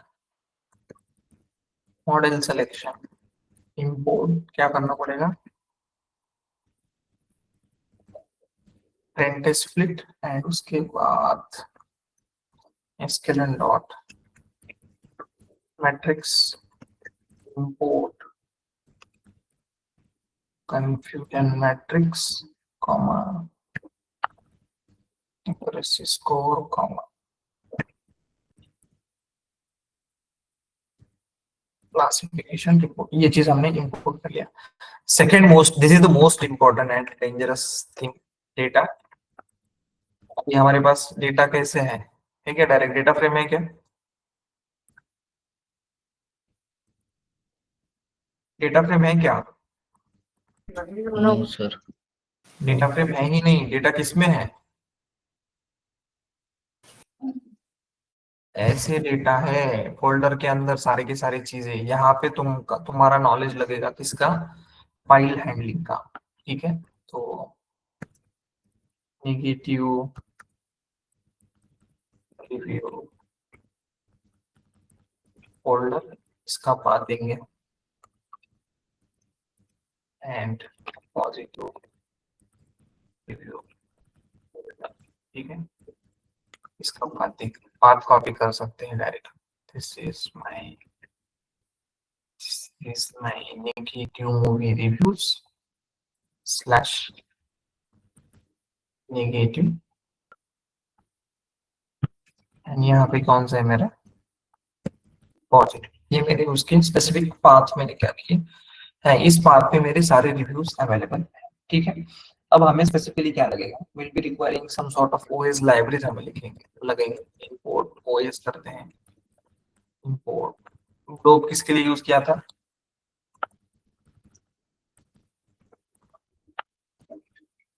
globe dot globe अगर मुझे चेक करना है मेरे इस पर्टिकुलर फोल्डर में कितने टेक्स्ट फाइल है, सारे के सारे क्या है मेरे टेक्स्ट डॉक्यूमेंट है, कितने टेक्स्ट फाइल हैं, अगर ये मुझे चेक करना है उसके लिए क्या करना पड़ेगा, आई विल जस्ट चेक कि कितने टेक्स्ट फाइल है, तो उसके लिए नेगेटिव फोल्डर फाइल्स, कितने फाइल्स हैं, ठीक है। तो मैं क्या करूंगा, ग्लोब डॉट ग्लोब एंड मुझे चाहिए, कहाँ पे है मेरे ये सारे के सारे, लोकेशन क्या है मेरा, location is my this negative folder review, ठीक है,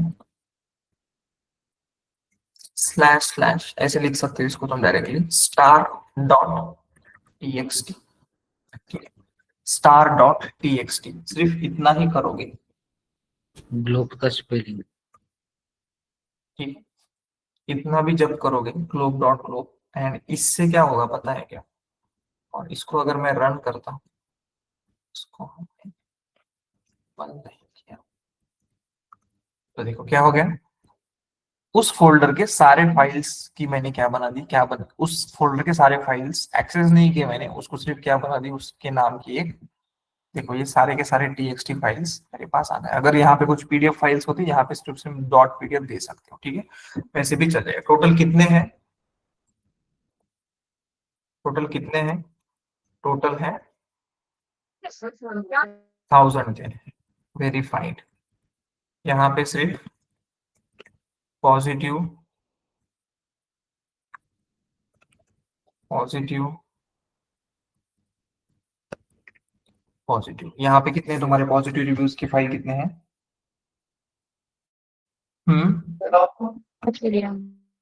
इतने हैं। अब अगर मुझे हर एक फाइल को रीड करना है तो मैं कर सकता हूँ क्या, किसी फाइल का डेटा मुझे यहाँ पे रीड करके देखना है, कैन आई डू दैट, एक फाइल रीड करके देख सकते हैं, देख सकते हो, ठीक है। रिव्यू लिस्ट बनाता हूँ मैं, एम्प्टी लिस्ट सिंपल तरीके से, फॉर फाइल इन, कहाँ पे मेरे सारे फाइल्स लिस्ट है ना, यहाँ पे एक फाइल्स की मेरे अभी देखी ना हमने, ठीक है। कोई भी टेक्स्ट फाइल कैसे रीड करते हैं, ओपन करना पड़ेगा रीड करने के लिए, with open. With open. With open भी कर सकते हो या सिंपली ओपन ओपन भी कर सकते हो, ओपन फाइल नेम डॉट करना है, टीएक्सटी रीड करना है मुझे, ठीक है, and text file is equal to simply क्या करूंगा मैं, F dot read of dot read करूंगा एंड प्रिंट टेक्स्ट। जब मैं इसको फॉर लूप में कर रहा हूँ सारे के सारे एक के नीचे एक आएंगे, मुझे सिर्फ एक रीड करना होगा, तो इसको मैं क्या लगा देता हूँ यहाँ पे, ब्रेक, ब्रेक लगाने से क्या होगा, एक रीड होने के बाद एग्जिट होने। यस, पहले ही फाइल तुम्हारी रीड होगी, ये देखो पहला ये क्या है तुम्हारा, क्या है, नेगेटिव जो तुम्हारा रिव्यूज थे उसमें की ये तुम्हारी क्या है, ये देखो, 2 teen couples go to church drink and drive, कुछ तो they got an accident, ठीक है, पहला रिव्यू रीड हो गया सक्सेसफुली, ठीक है। लेकिन एक चीज देख लो तुम, इसके अंदर क्या है, बहुत सारे,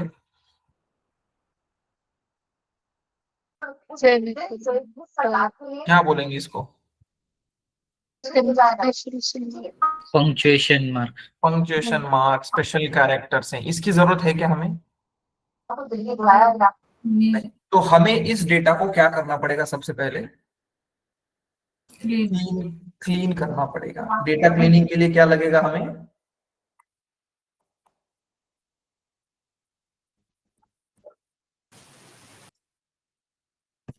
रेगुलराइजेशन, क्या लगेगा, कुछ बोल रहे थे, इसको मुझे क्लीन करना है, मतलब सिर्फ मुझे वर्ड्स ही रखने हैं, बाकी एक्सेप्ट वर्ड जो कुछ भी आएगा उसको मुझे क्या करना है, पूरा का पूरा हटा देना है, तो is it possible? Yes it is possible. उसके लिए क्या लगेगा हमें? रेगुलर एक्सप्रेशन लगेगा। कैसे करेंगे रेगुलर एक्सप्रेशन के अंदर? इन दोनों को मैं कमेंट कर देता हूँ, ठीक है। आर डॉट सब तारे दिखेंगे तुम लोगों को, ठीक है। तारे, तारे जमीन पर, ठीक है। दिस इज कॉल्ड एज तारे जमीन पर। जो आप अब देख रहे हो, जितना आपने पढ़ा है उन सबका it is like a combination, ठीक है।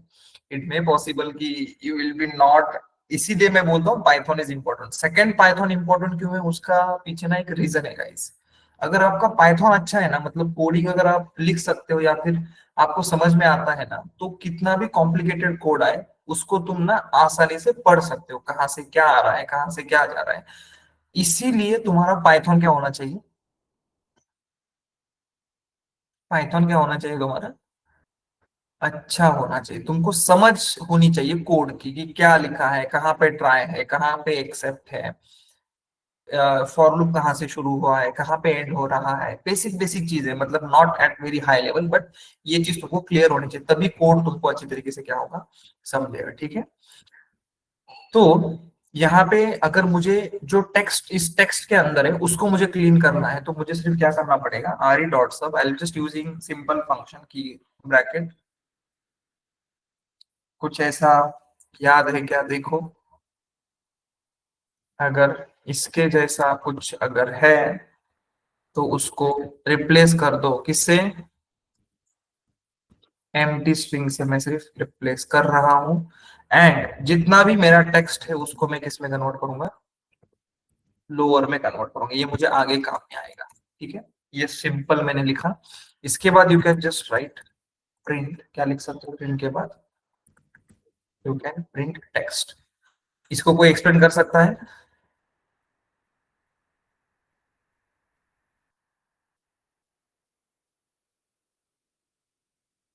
except A to Z.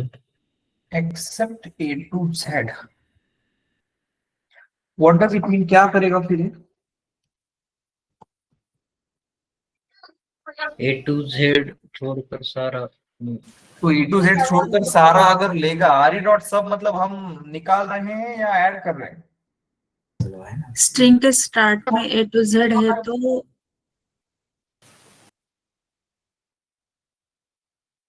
तो रिप्लेस कर स्मॉल ए देना। टू जेड को Not लेगा, A to Z. बाकी जितने हैं वो सब स्पेस में रिप्लेस कर देगा। Yes. What does that colon? दो देखा था हमने, अंदर भी एक देखा था और बाहर भी एक देखा था। हमने दो चीजें बताई थी आप लोगों को।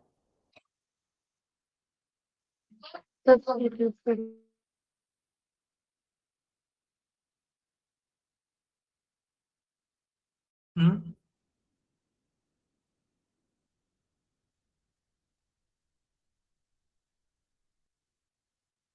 What does this pattern tells us? Cap A to Z. और हमने ना कुछ जगह पे ये कैप बाहर भी लिखा था, अगर याद होगा आपको तो। बाहर का है तो स्टार्ट ऑफ द स्ट्रिंग होगा और अंदर का है तो उस सेट का वो हिस्सा है क्या नहीं ये देखना।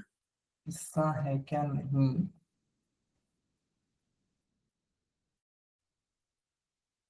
मतलब वो नॉट इन सेट ऐसा कुछ तो। ठीक है, थोड़ा सा आज जाके रिवीजन दे दो। किसको? किसको? Regular expression. Regular expression. Every character that is not a lowercase alphabet is replaced by, से रिप्लेस हो जाएगा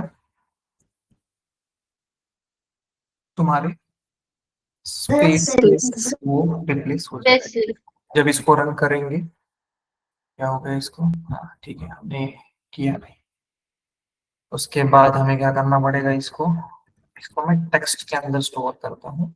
एंड अब टेक्स्ट को मैं प्रिंट करूंगा। अब ये सारे टेक्स्ट लेगा। देखो जो भी टेक्स्ट तुमको दिख रहा है अभी वो पूरा क्या हो गया उसका?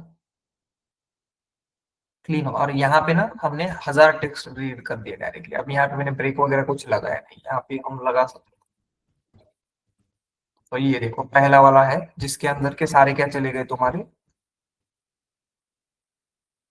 क्या चले गए, other than all A to Z, बाकी सारा डेटा तुम्हारा, अब डेटा तुम्हारा अच्छी तरीके से क्या हुआ है, क्लीन हो गया है। क्लियर है ये चीज? Yes sir. ठीक है, इसको भी मैं कमेंट करता हूँ, इसकी भी हमें जरूरत नहीं। और मैं क्या करता हूँ, ये जो सारे टेक्स्ट हैं वो किस में अपेंड करता हूँ मेरे,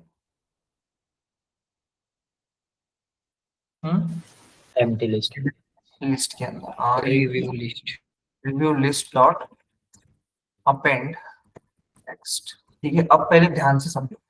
अब मैंने रिव्यू लिस्ट के अंदर कितने टेक्स्ट डाले होंगे, कितने टेक्स्ट जाएंगे इसके अंदर,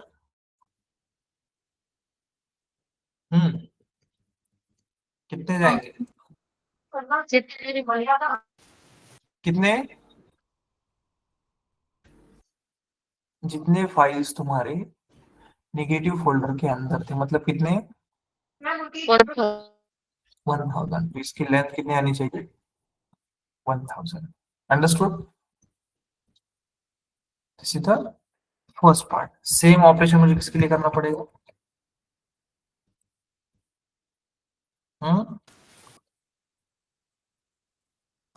पॉजिटिव। पॉजिटिव के लिए ओपन करो, रीड करो, एंड किसके अंदर, अगेन मैं किसी के अंदर अपेंड कर रहा हूं, रिव्यू लिस्ट।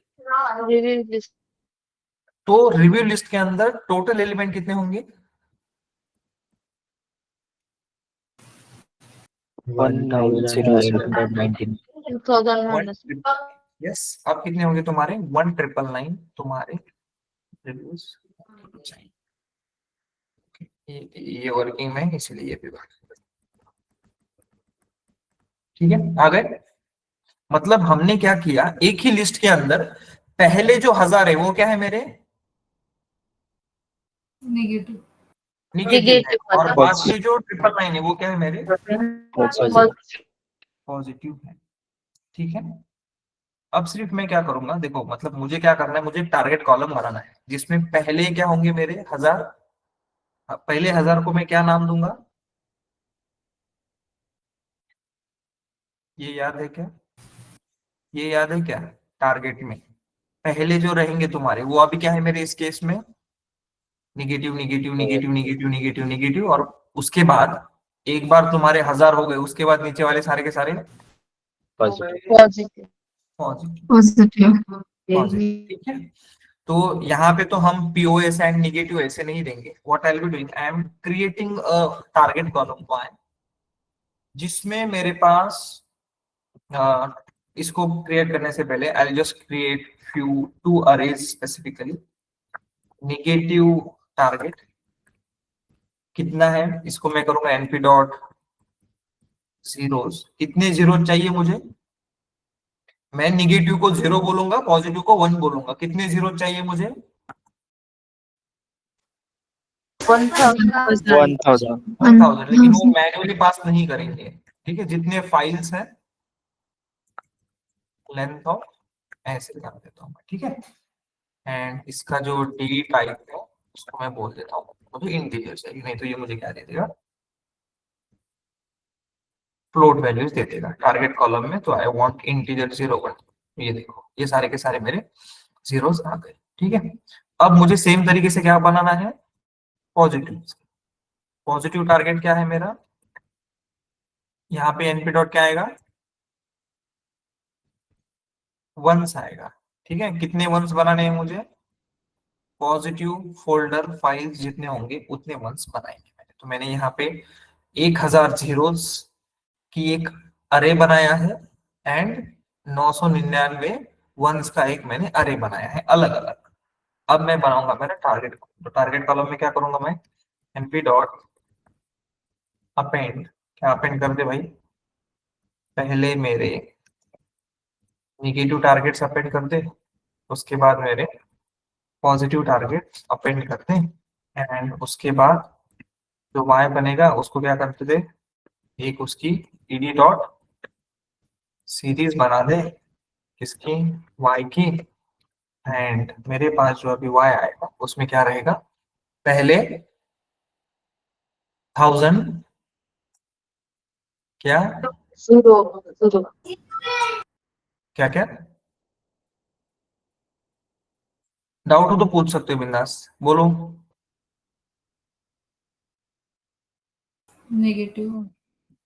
हाँ निगेटिव, मैंने निगेटिव जो थे उनको 0 बोला है एंड पॉजिटिव जो थे उनको 1 बोला है। तो मेरा जो टारगेट कॉलम मैंने यहाँ पे बना लिया है that is my in terms of zeros and ones. तो टारगेट कॉलम को मैंने y नाम दिया है। तो पहले मतलब डेटा मैंने पहले प्रिपेयर नहीं किया, पहले मैंने सिर्फ मेरा y कॉलम प्रिपेयर करके किया क्योंकि ये मेरे लिए इजी था। ठीक है, अगर तुम इसका काउंट्स देखोगे y डॉट वैल्यू काउंट्स तो कितना आना चाहिए,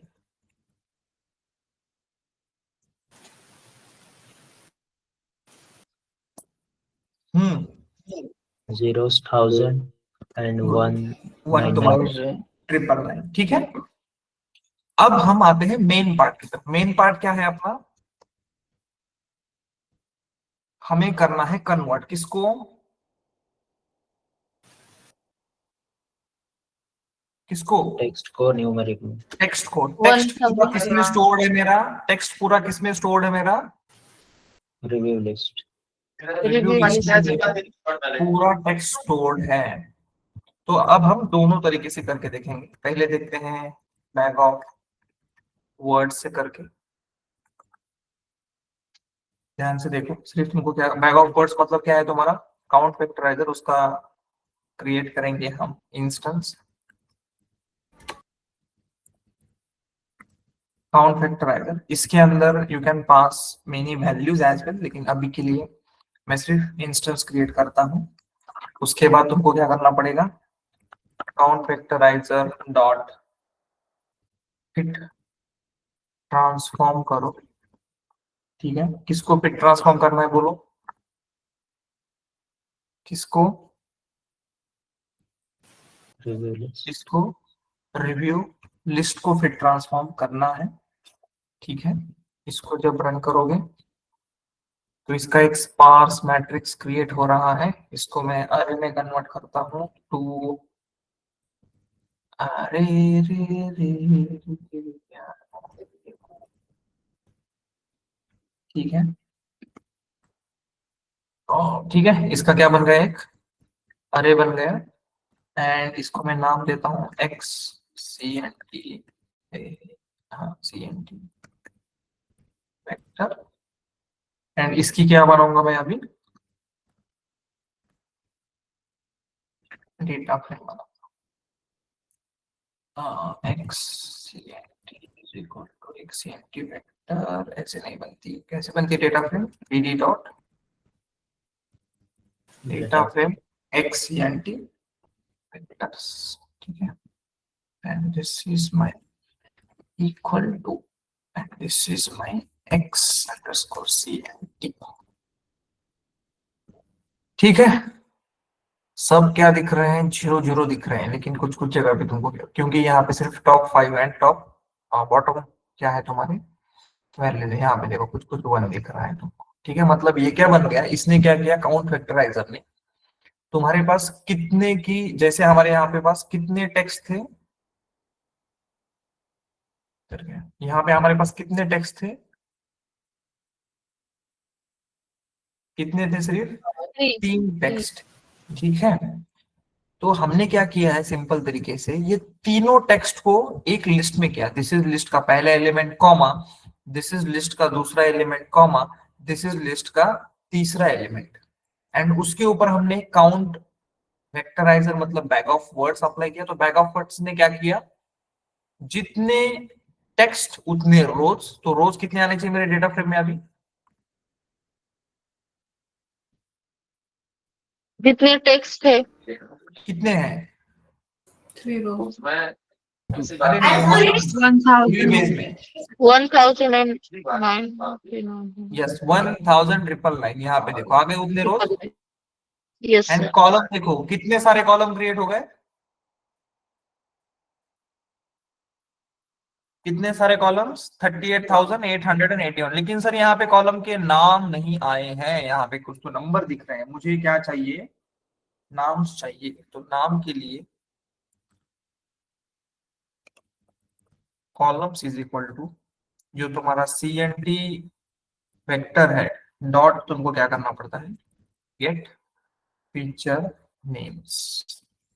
क्या आउट रहेगा, फिर बदल गया होगा, ठीक है। एंड देखो आ गया। ऐसे सारे ए ट्रिपल एच ए ऐसे ये सारे वर्ड्स कहाँ पे प्रेजेंट है तुम्हारे? आमिर आला क्या कुछ है, क्या क्या नाम है, ठीक है। ये टॉप एंड इधर के टॉप एंड लास्ट के टॉप है, इसीलिए इस तरीके के फीचर है। Does they make any sense? Does this words make any sense? No. Model के लिए कुछ काम ही नहीं कर रहे, तो सबसे पहले हम स्टॉप वर्ड्स निकालते हैं। अभी स्टॉप वर्ड्स निकालने के लिए तुमको यहाँ पे सिर्फ पैरामीटर पास करना पड़ेगा। स्टॉप वर्ड्स इक्वल टू कौन से है? इंग्लिश। इंग्लिश के स्टॉप वर्ड्स निकालते हैं, देखते हैं कितने कम होते हैं। कितने हैं तुम्हारे? इतने, ठीक है। ओरिजिनल इतना था, अब स्टॉप वर्ड्स निकाल के चेक करते हैं। कुछ ज्यादा फर्क नहीं लगेगा। कितने स्टॉप वर्ड्स निकले? 305 स्टॉप वर्ड्स निकले। एक और पैरामीटर होता है, अगर ऐसी चीजों को अगर तुमको अवॉइड करना है, there is one more parameter which is called as minimum DF करके पैरामीटर होता है। इसकी वैल्यू तुमको आइदर परसेंटेज में पास कर सकते हो या कोई पे नंबर पास कर दो। लेट्स सपोज मैं पास करता हूँ 100, तो 100 का मतलब ये होता है ऐसे ही वर्ड को चुनो, ऐसे ही वर्ड को चुनो जो कम से कम कितने डॉक्यूमेंट में आया होगा? 100 100 डॉक्यूमेंट आया होगा, ठीक है। ऐसे ही वर्ड चुनो जो कम से कम कितने, इसके वैल्यू तुम ऊपर नीचे कर सकते हो। अभी के लिए आई एम जस्ट पुटिंग 100। 0.25 परसेंटेज में दे सकते हो, 0.25 0.5 50% हो जाएगा वो, इस तरीके का, ठीक है। तो वो 100 डॉक्यूमेंट में आया होगा, दिस इज माय कंडीशन। तो इसको जब मैं रन करूंगा, अब जब तुमको जो वर्ड्स मिलेंगे वो क्या आ रहे हैं अभी मेरे? Ability, able, absolutely, acting, act, acting, action, actress, actual, writers, writing, ये वाली चीज मुझे देखने को मिल रहा है। मतलब अब देखो डायरेक्टली मेरा काउंट कितना घट गया, कितना आ गया? 885। इसको तुम कम ज्यादा कर सकते हो, घर पे करो अभी, जस्ट प्ले अराउंड इट, थोड़ा कम करके 50 या 20, 10, 20, 30 करके देखो वर्ड्स आने चाहिए। और एक चीज है जो हम बाद में देखने वाले हैं, एक्ट, एक्टिंग, ये दोनों वर्ड अलग हैं या मतलब इन दोनों का मीनिंग क्या है? मुझे सेम। सेम ही है ना। एक्टर एंड एक्टर्स, ये अलग अलग वर्ड इसने लिया, ऑब्वियसली इसका काम यही है, लेकिन इसका एक्चुअल मीनिंग क्या है दोनों का? कॉन्टेक्चुअल मीनिंग क्या है दोनों का? सेम है। सेम है। रिटर्न, राइटिंग, ये भी तुम्हारे सेम। ऐसे बहुत सारे वर्ड्स आएंगे, इसके ऊपर भी हम आगे काम करेंगे कि इसको इसके रूट फॉर्म में लेके आते हैं हम स्पेसिफिकली। जो हम स्टेमिंग एंड लिमिटाइजेशन जो मैंने यहाँ पे मेंशन किया है, स्टेमिंग एंड लिमिटाइजेशन, वहां पे ये चीज हम देखेंगे। जस्ट टू ऐड यू, कल क्या देखने वाले हैं कि वहां पे ऐसे वर्ड्स, मतलब और भी तुम्हारे कॉलम क्या होंगे इससे कम होंगे। कम होंगे, क्योंकि एक्ट एंड एक्टिंग अगर एक ही है भाई, तो why should we keep these two in two separate buckets? तो एक ही बकेट में रखेंगे, तो इसी के अंदर उसका काउंट स्पेसिफिकली आ जाएगा। तो यहाँ पे अब हमारी क्या बन गई actual data frame. Data frame हमारी बन गई। और ये हमने किसके मदद से किया?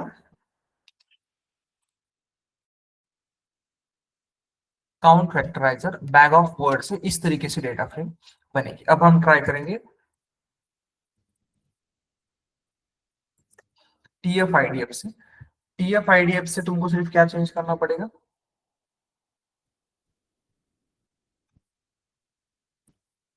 कैलकुलेशन करने की कोई जरूरत नहीं, क्या आएगा सिर्फ TF-IDF वेक्टराइजर, ठीक है।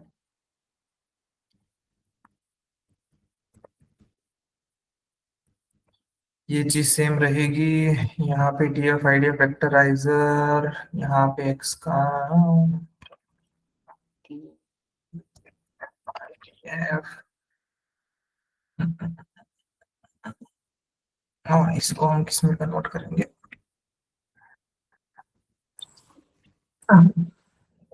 क्लियर है? बाकी कुछ भी चेंज नहीं रहेगा, सेम चीज आएगी, सिर्फ यहाँ पे जो वैल्यूज अभी आएंगे वो TF-ID भी रहेगा ना सर, कॉलम्स के आगे? यस, यही बोल रहे हैं, कौन सा बोल रहा हूँ? हाँ हाँ वही वही। CNT वेक्टर, हाँ यस CNT वेक्टर ही रहेगा। हाँ तो ये देखो, अब जो तुम्हारे वैल्यूज आ रहे हैं, दीज आर मेकिंग सेंस। यहाँ पे देखो, कैलकुलेट करके प्रॉपर तरीके से तुमको वैल्यूज मिलेंगे। इट इज ऑलवेज गुड, मतलब BOW से this is always far far better. क्यों है better, will be discussing that कि ये क्यों अच्छा परफॉर्म करता है। लेकिन अब जो हमारी डेटा फ्रेम बनी है, that is our this particular data frame की TF IDF डेटा फ्रेम। तो हम क्या करते हैं, एक बार डेटा फ्रेम आ गई तो उसके बाद हमारा काम क्या होता है,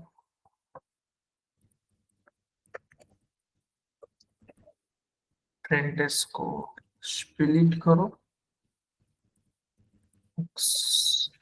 train comma test comma y train comma y test equal to train test split क्या आएगा, x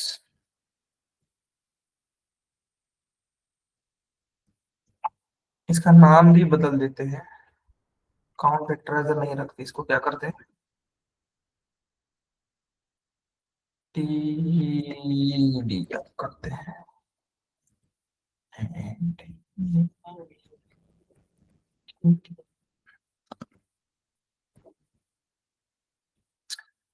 ट्रिपल एक्स डबल यहाँ पे, ठीक है।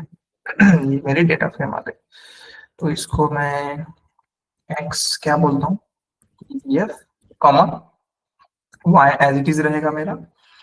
उसके बाद मेरी टेस्ट साइज 0.2 लेता हूँ एंड रैंडम स्टेट 25 ले लेते हैं। तो मेरा डेटा ट्रेन टेस्ट स्प्लिट में डिवाइड हो गया। ये मेरे ट्रेनिंग के रोज है एंड ये मेरे टेस्टिंग के रोज है, एंड y में अल्टीमेटली क्या आएगा तुम्हारा, y ट्रेन में कुछ तुम्हारे 1 0 रैंडमली इसने डेटा सेलेक्ट कर लिया, ठीक है, इस तरीके से। अब नेक्स्ट पार्ट आएगा तुम्हारा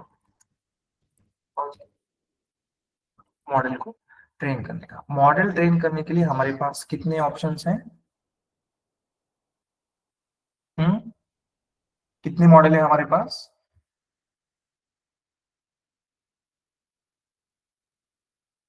कितने मॉडल, कौन सा मॉडल देख रहे हैं हम,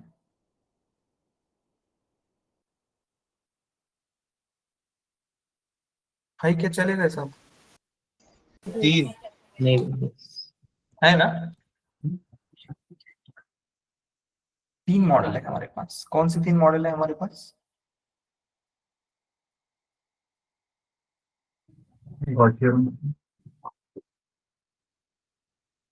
एक है तुम्हारा, मतलब हम एल्गोरिथम देख रहे हैं तुम्हारा नेवी बेस, लेकिन नेवी बेस के अंदर तुम्हारे स्पेसिफिकली 3 एल्गोरिथम अवेलेबल हैं। और वो जो तुम्हारे 3 एल्गोरिथम है वो कौन से तुम्हारे, एक है तुम्हारा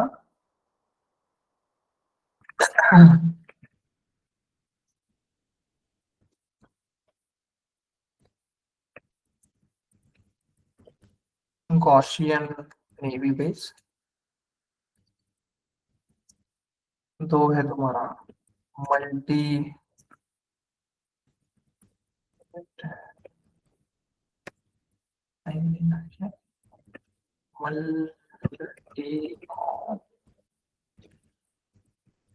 नेवी बेस, एंड थर्ड है तुम्हारा बर्नौली।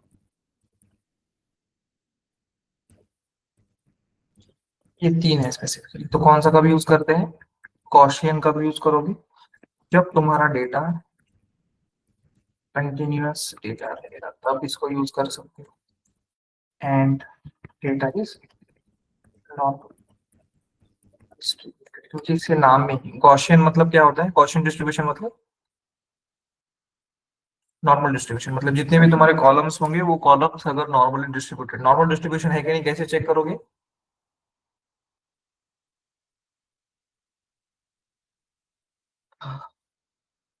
कोई भी कॉलम नॉर्मली डिस्ट्रीब्यूटेड है कि नहीं ये कैसे चेक किया था हमने कभी? Hypothesis.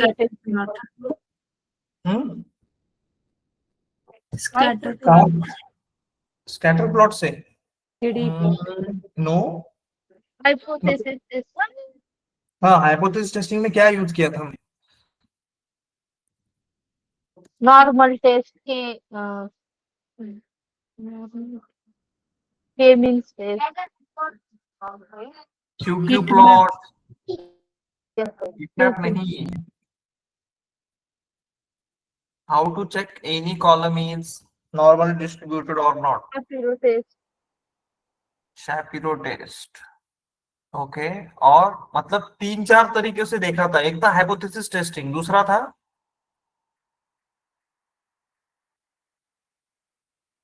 Normal test.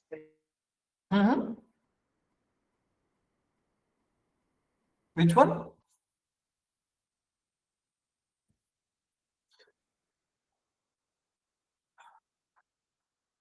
किसी को याद नहीं?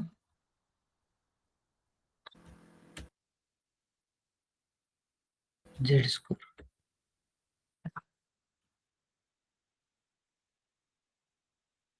Skewness, very good. एक था तुम्हारा हाइपोथेसिस टेस्टिंग, दूसरा था स्क्यूनेस, और एक बाकी है।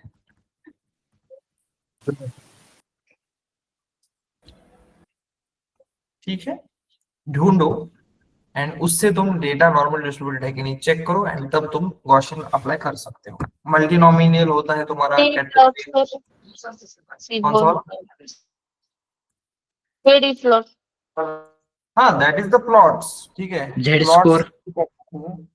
जेड स्कोर से कैसे पता चलेगा कि डेटा नॉर्मल डिस्ट्रीब्यूटेड है?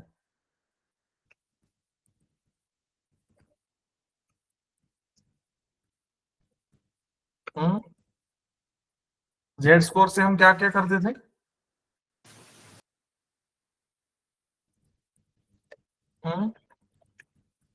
जेड स्कोर का यूज हमने कहाँ पे किया था? Outlier detection Outlier Outlier- detection. Outlier detection में। ठीक है, और कहीं पे किया था? Standard deviation. स्टैंडर्ड डेविएशन में।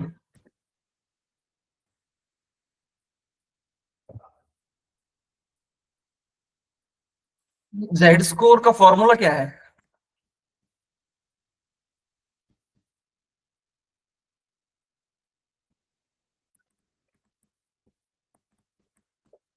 Mean divided by standard deviation. Mean divided by standard deviation. XI minus X bar upon standard deviation. Standard deviation. Okay, तो मीन मैक्स स्केलर किसे कहते हैं? Normalization. हम्म,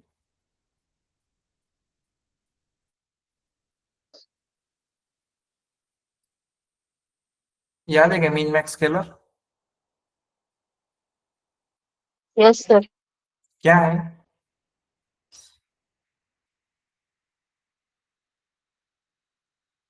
नॉर्मलाइजेशन। तो हमने दो टेक्निक देखा था, एक था नॉर्मलाइजेशन, दूसरा था स्टैंडर्डाइजेशन। नॉर्मलाइजेशन को ही मीन मैक्स स्केलर क्यों कहते हैं? क्योंकि नॉर्मलाइजेशन का फॉर्मूला है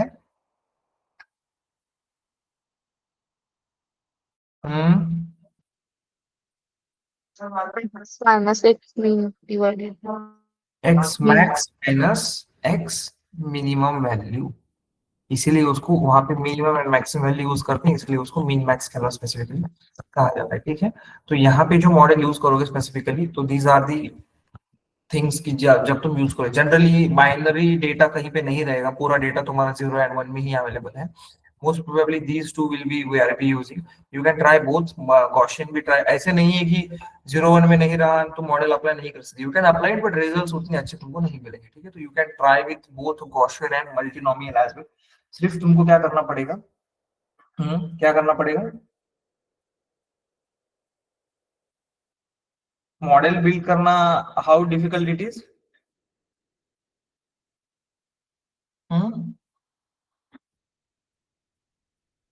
वेरी डिफिकल्ट। क्या करना पड़ता है सबसे पहले? उसका इंस्टेंस क्रिएट करो, ठीक है। एक मैं बनाता हूँ, बाकी क्या आप बनाओ, ठीक है। GNB CLF अगर होता है तो एक बार बना दिया, उसके बाद क्या करना पड़ता है? फिट करेंगे। डॉट फिट करो। किसको फिट करना है मुझे? एक्सट्रेन कॉमा वाइड रेंज को फिट करना है। फिट होने के बाद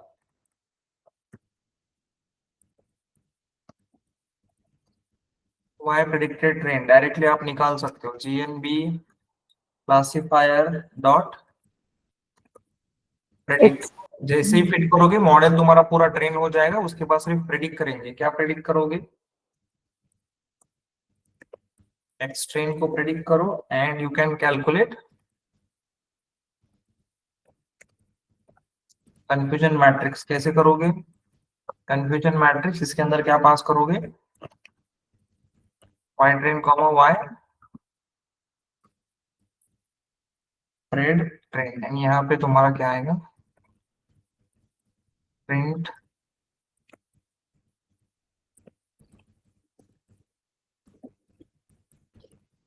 कंफ्यूजन मैट्रिक्स।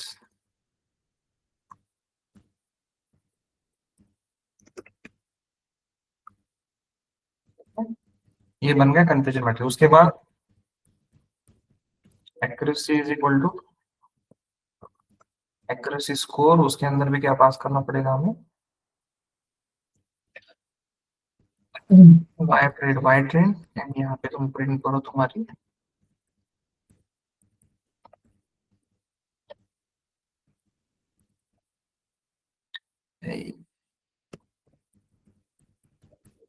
तुम्हारी एक्यूरेसी, एंड लास्ट में दो ही करते हैं अभी के लिए, ठीक है। तो ये मेरा ट्रेनिंग का बन गया तुम्हारा, ठीक है। तो देखो कितना आ रहा है मेरी ट्रेनिंग की एक्यूरेसी?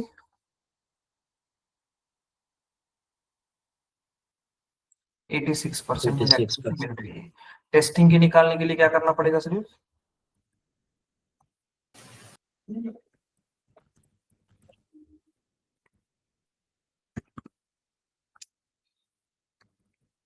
टेस्टिंग के लिए क्या चेंज करना पड़ेगा मुझे? यहाँ पे वाइब्रेट टेस्ट करता हूँ एंड यहाँ पे टेस्ट करता हूँ, यहाँ पे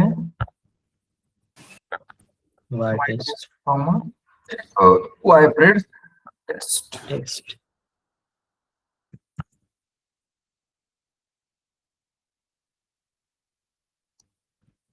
ठीक है, क्लियर है ना? ठीक है, तो देखो टेस्टिंग की कितनी आ रही है? 72। 70.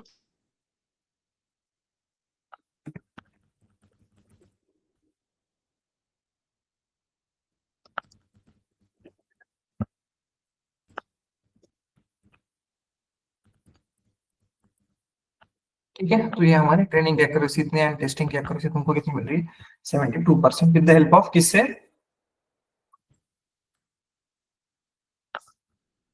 तुम्हारे गॉसियन से। सिमिलर तरीके से फिर तुमको क्या करना पड़ेगा? मल्टीनोमिनल ट्राई करके देखो एंड बर्नौली। सिर्फ नंबर चेंज करो, यहाँ पे सिर्फ नाम चेंज करो, ये वाला नाम एंड ये वाला नाम, अपने आप तुम्हारे सारे वैल्यूज तुम्हारे आ जाएंगे। तो this is the application of your.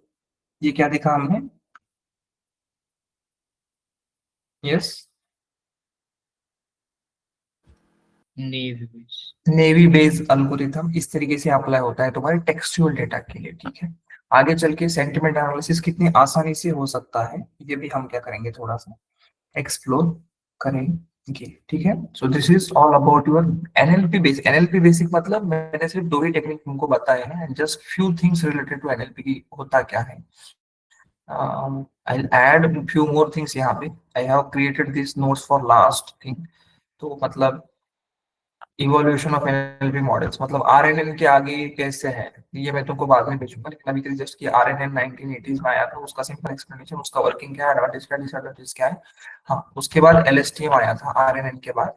LSTM के बाद तुम्हारा जीआरयू आया, जीआरयू के बाद तुम्हारे ट्रांसफार्मर आए। मतलब आपको कुछ आए ना आए, आपको क्या आना चाहिए, मतलब this is the fixed interview question की what is the working of transformer. This is pretty much important, pretty much मतलब बहुत ही ज्यादा इंपॉर्टेंट है।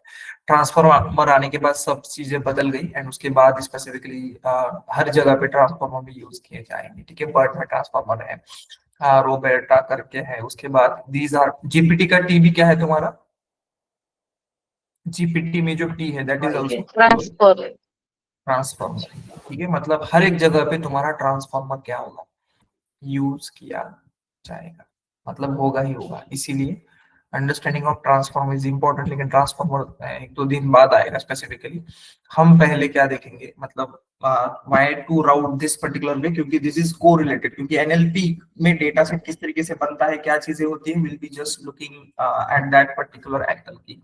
हाँ भाई, इस तरीके से अभी आज का आपका तो बेसिक एनएलपी हो गया, नेवी बेस भी आपका अल्टीमेटली एक एल्गोरिथम क्या हो गया आपका, उसी के अंदर कवर हो गया। ये चीज मैं जनरली तब लेता था, लेकिन तब अगर मैं तुमको एनएलपी का बेसिक पढ़ाते बैठता तो इतनी चीजें मे बी ध्यान में आती ना आती, that is the different part. इसलिए एट दिस पर्टिकुलर सेगमेंट ये चीज देना क्या था आपका इंपॉर्टेंट था, ठीक है।